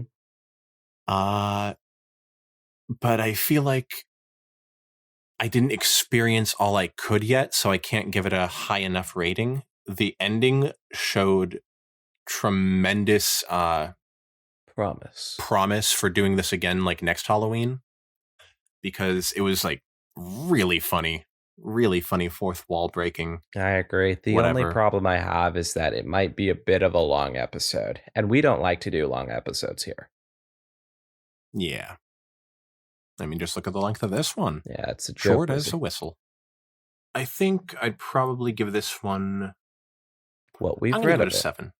A 7? I definitely think that a 7 would be a good rating for this one. Ah, it's back. Oh, no, wait. It's a 13.5. Never mind. I saved us. Wonderful. Well, It goes above all of them. So that would go. I guess it would go just below That Isn't Me. Okay. Wow. Color me surprised. That is a lot of 13s then. Unless there are a few that might not be 13s, maybe 13.2s or whatever. I don't know. All right, so my friend, A Glimmer of Hope in the Black by Flash Gen, a follow-up of the events that transpired in Ponyville on and leading up to April 16th. This one was delicious sequel to Fleeting Light in the Darkness. Like, I was so excited for this one, and it really met my expectations. Hell yeah. Because, like, they have the setup of showing that there are other records of Applejack going through this on the same night. So that was like a really smart way of them making a sequel possible. And then they did it so well because it's like, it's in a very similar writing style to the first, where the first one was written through like lab notes and scientific writings by Twilight. But this one is written as like a logging of the, I can't remember what it was. It was like I think it was like an FBI agent or something was getting notes from the event, and they found Applejack's crop logging. What did Crop they call rotation. that? Crop rotation. Okay, they called it like the crop rotation of Sweet Apple Acres from whatever to whatever. And following that, I can't remember some of the stuff that happened. But I definitely remember there was like more pony baby death. A lot of things that just like in a different style of creepiness to the first one. Mm-hmm. Yeah. And I'd probably give this, it definitely had like moments where it didn't live up to the first one's like perfection, but that's not to take anything away from it. Yeah. I just probably am not going to give it the same rating as the first one. I'd probably give this one a 9. Okay. I think, good God, this one is so good. A huge difference between this one and the first one is that the first one has an air of mundanity in like the opening. At least the opening bits with Twilight. There's a bit before with FBI agents or whatever as well. But with Twilight in the first one, she's just going about her days. With this one, shit's already hit the fan when we get to Applejack. Although they're still like, early like wave of stuff. Don't know when it'll end, but it'll probably end soon, no doubt. Early pandemic sort of thing. But I think this does a really great job at just putting us in the mind of Applejack. And of course, in a lot of the same ways that the first one did with Twilight. I think this one does it really well. And I think the little hidden messages freak me the fuck out. Oh, yeah. I forgot about those. Yeah, they did it in the first one and I forgot about them. And then they did it in this one and it scares the bejesus out of me for some reason. And I think it's so cool how it integrates that. And I really love a lot of just the general like uneasy feeling, and especially because we know something bad happens, like really bad according to Twilight from the first one. So we're like, what the fuck is gonna happen? So we're like on the edge of our seats due to that. At least I was personally. And it's like, oh, what's gonna happen? Oh, I don't want anything bad to happen, but it will, and I know it will. And yeah. Yeah, I felt like I just remembered there was like the timelines didn't seem to match up, because it would say like Twilight was visiting Sweet Apple Acres on the dates that they were still supposed to be there, and they weren't there in the original, I guess. Mm-hmm. And I can't remember. I don't think that was resolved, really. No. I don't think they really explained it. It wasn't resolved, but I'm sure it's just because I would love it for it to be some time travel nonsense, but I'm pretty sure it's just because they don't actually know what the dates are. They're just pretty much guessing Yeah, at that point. that was sort of my thinking too. Just because they have no sun. Yep. Which means, man, the apples were really speeding through those days, eh? Did they ever talk about like Luna and Celestia during this? Because if the sun is I missing, don't then know. I think I feel like it's. that should have been a bigger part, actually. I think they talk the those guys, whatever their names are, the guards. I believe they know specifically that it isn't that the guys from the beginning. I think they know that uh, it would have been contained within the town because they have like sunlight and stuff like that Oh, outside of it. so, so the darkness was only in Ponyville by this point? Yep. Okay, that makes sense. Because it was spreading and whatnot. Yeah. So yeah, fantastic story. Baby pony death, tragic. And Rainbow Dash lives. So good stuff. Haha. Rainbow Dash, the last of the equines. I give this 2 hooves up. Um, I would give it a 9.9. Ooh, very nice. So that's 18.9. Yep, that checks out. Which would be just over the other one. Not the other one as in the other one in this, but the other one as in the feud. Yeah. Aw, man. Man. Those two at the top looking nice. Those poor ponies though, all trapped in darkness like that. They could they could really use some sun. Set shimmy That by short skirts and explosions. was a good transition. Thank you. I was really proud of it. Sunset Shimmer's happy. So she starts acting like the pony that she was born as. This can only end in adore cute. I'm so glad that we didn't read that part before we actually read that. We read the longer description of it, which was apparently vaguer, or I just completely forgot about the entire description before we read it, I Are guess. there times you've ever wondered, gee, why did the girls at Canterlot High forgive Sunset Shimmer for her evil succubus meddling so easily? The answer's simple, because deep down, she's a pretty, pretty pony, you blank. Which is actually just, you stupid melon fudges, but they censored it. Interesting. So yeah, that was the description we got. Oh my god, what a cute story.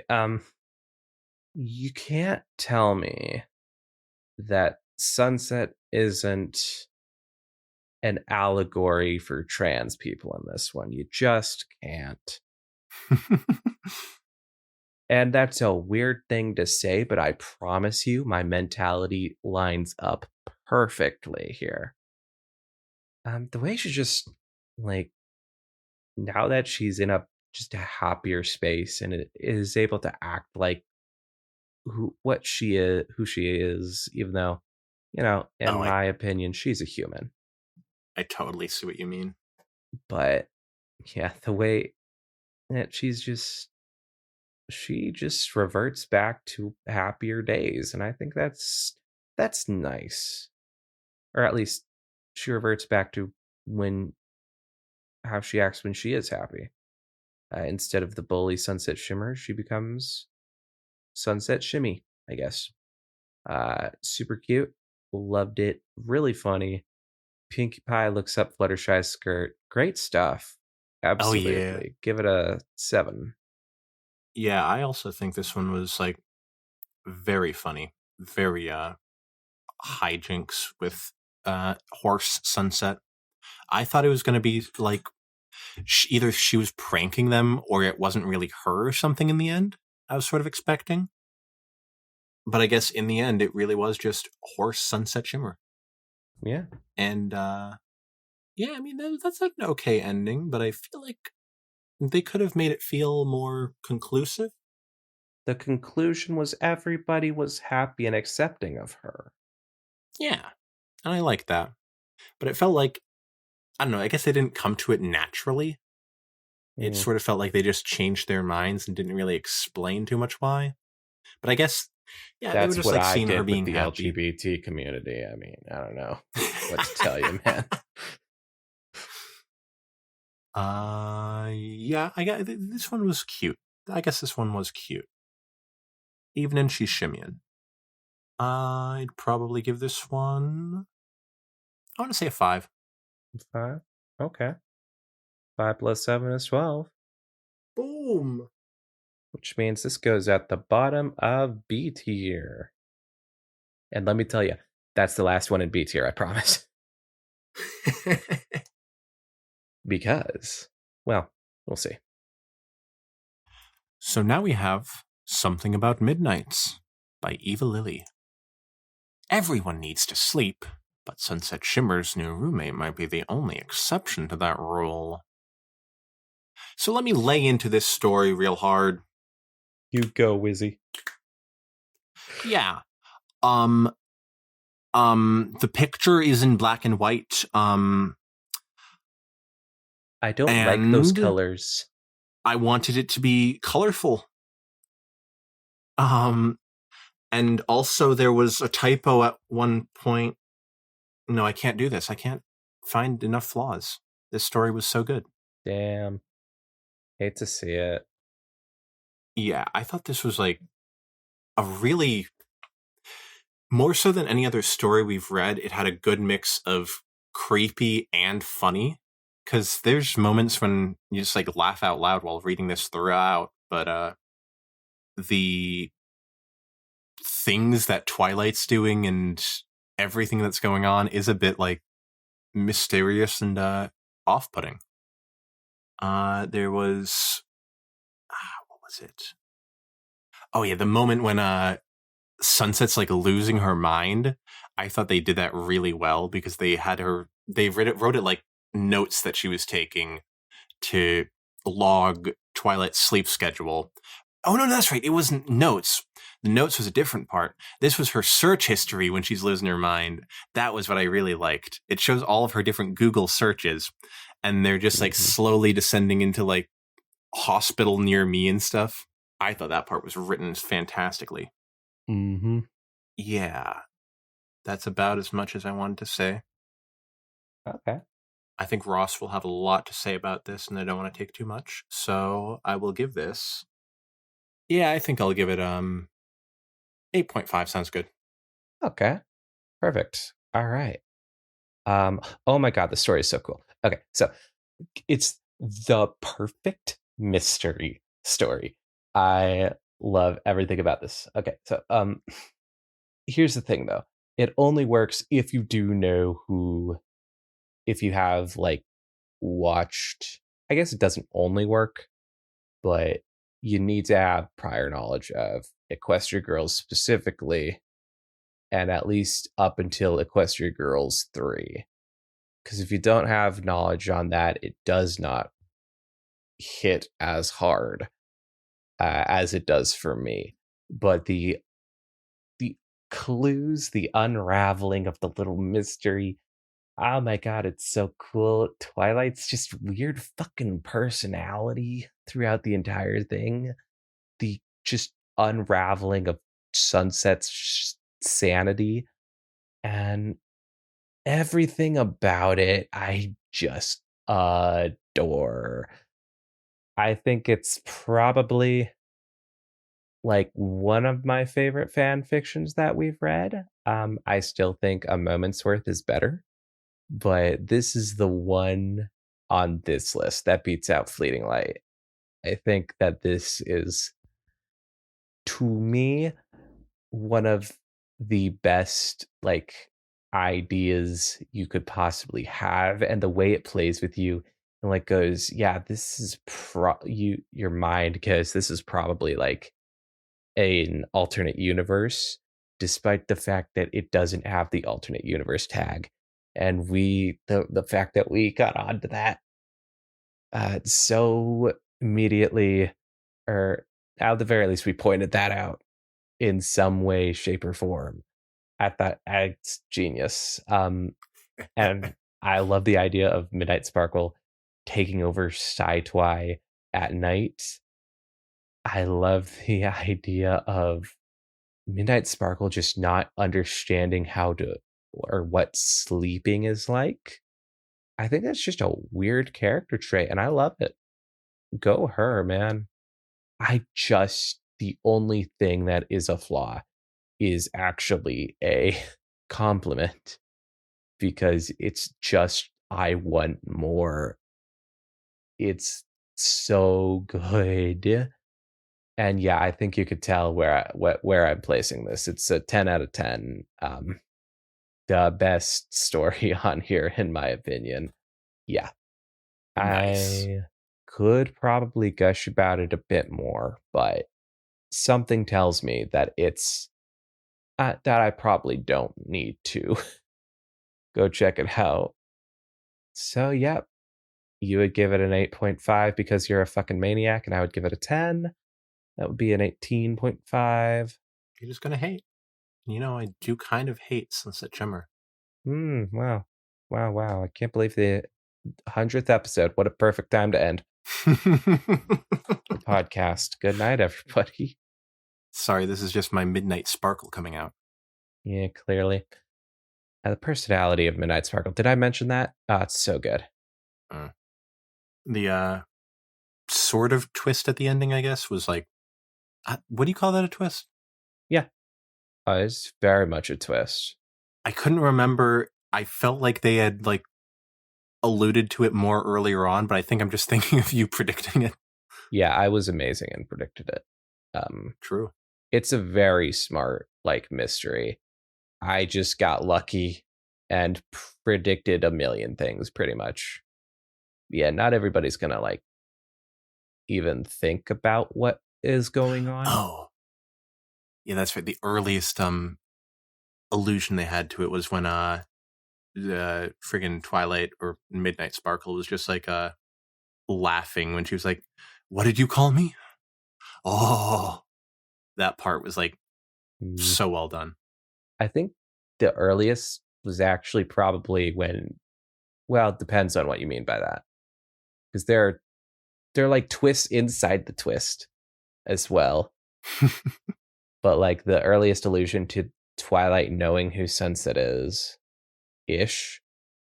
Not who this Sunset is, but who Sunset another Sunset is right when she meets her. It's like she looks like she's seen a ghost. That's right. I forgot about that. Mm-hmm. God, I love this story. I remember she was like super shocked, and then I was like, "Oh, she's getting all romantic. She's getting flustered in front of Sunset."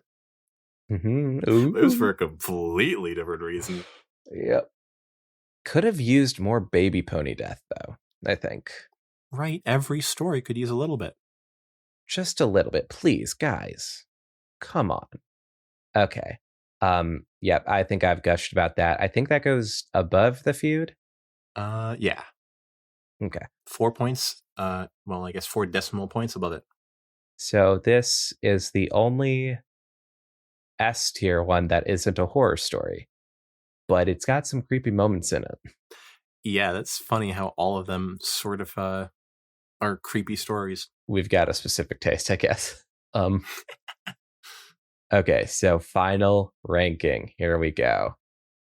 And then we're off this stuff for good. So, Discord tier. Nothing's in the Flash tier because Flash is too good for any of these stories. So, the Discord tier, which is a score of 8 to 6 out of 20. We have first one, The Survey. And then in the Celestia tier, going from bottom to top, we have the Cutie Mark Crusaders are in a 1990s era anti-drug PSA. And then Look Who's Torturing Now, The Green, A Lovingly Crafted Lunch, I'll Never Let You Go, This Is What a Unicorn Thinks, and then First Time Through the Mirror. And then for the Bell tier, That's Belle, by the way. I think I should probably clarify that. As in sweetie, not beauty. Exactly. All right, so bottom of B tier, we have Sunset Shimmy, which is kind of, ish. I would put it higher, but the whole rules and everything. And then we have the most annoying house guest, Mommy, Rainbow Dash's unforgettable luncheon, When Magic Returns, Rarity Has Tea with Jesus, Warning, Muffins Crossing, Trixie Experiments with Illegal Fireworks, Spike's Revenge, Through Death and Life, Straight Colts Don't Kiss, May I Complain, Dear, Recycled, Sunset Shimmer Orders a Pizza, Cracked Beauty, Now What, Spike Comes Out, Best Hell Ever, Fluttershy Has Tea with Jesus, Celestia's Teeth, Sunset Shimmer is Perfect, Twilight Doesn't, Rainbow Dash's Awesome Nightmare Night Haunted House Choose Your Own Adventure, That Isn't Me, Thank You, The Dragon Who Would Not Sleep, Reversed, Let Her In, The Mayor of the House, Ghosts in the Graveyard, Sunset at Midnight, Read It Later. Read It Later kept that top spot, man. Yeah. Yeah. I mean, it was the first one there, so. And for the Apple tier, we have Panatrophia, Rooster, Cute Smile with some fangs showing, Why Pinkie Pie Smiles, just smiles in this one, Duped, Dead Butterflies, or one of them will destroy the other, The Witching Hour, Vanilla Twilight, all of which makes me anxious, sometimes unbearably so, and then Be Good to Your Daughters, for they become mothers.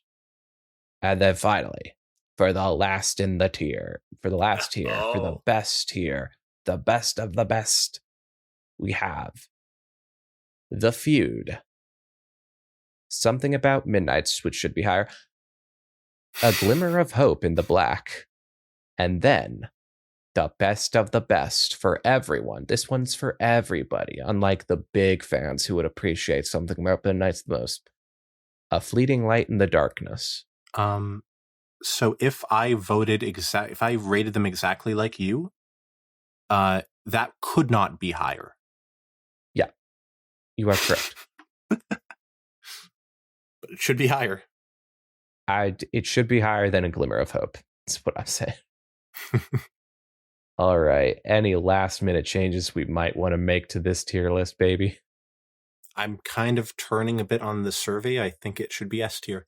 I agree. In fact, 11 out of 10? We think an 11 out of 10? Above Fleeting Light. Yeah, I would say so. Perfect. How about we put it in S for survey, and then we put The Feud in F for feud? Ah, that's a good idea. All right, everybody. Thank you so much. We could just stick around for 5 more minutes, and then it gets to 6 hours. Oh my god. We are fucking maniacs. Okay. Love you all. I can't wait to edit this. Oh my god. Gonna be so fun. Yeah. Thank you so much to those who have stuck around just as with this video or this episode in general, and also maybe to some of the folks who, just enjoy the podcast in general and listen to it from time to time. Have a good time. Have a good laugh. God bless all of you. You're the real heroes. Yeah, don't do drugs, kids. I mean, that was kind of the message of the Cutie Mark Crusaders or in a 1990s era anti-drug PSA, but I was sort of more on the side of the drug dealer in that fic. So do drugs, kids. You mean Nightmare Moon? I thought it was Nightmare Moon, but I didn't want to say. I thought it may have been like Chrysalis. Yeah, no, it was Nightmare Moon. Thank you all so much for listening, for downloading, for doing whatever, for downvoting even. Because then that really does hurt my feelings. Yeah. but I get it. 100 episodes over the course of like 3 years now. That's Yep. awesome. Should have gotten to this place sooner. But maybe we wouldn't have ever read something about Midnights if we Listen, hadn't. So, I am going at my own pace, and I feel like we should be doing that. We're going at exactly the pace that this podcast is destined to. sure. All right, yeah, I can dig with that. All right, everybody. See you next April.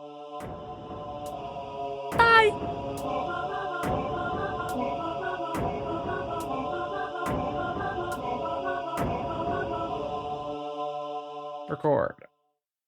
Recording. Brilliant. Keep up that singing voice, that lovely, lovely singing voice that you have. I don't know about that. This isn't a singing podcast. Oh, come on, Wizzy. We all know our true talents lie in song.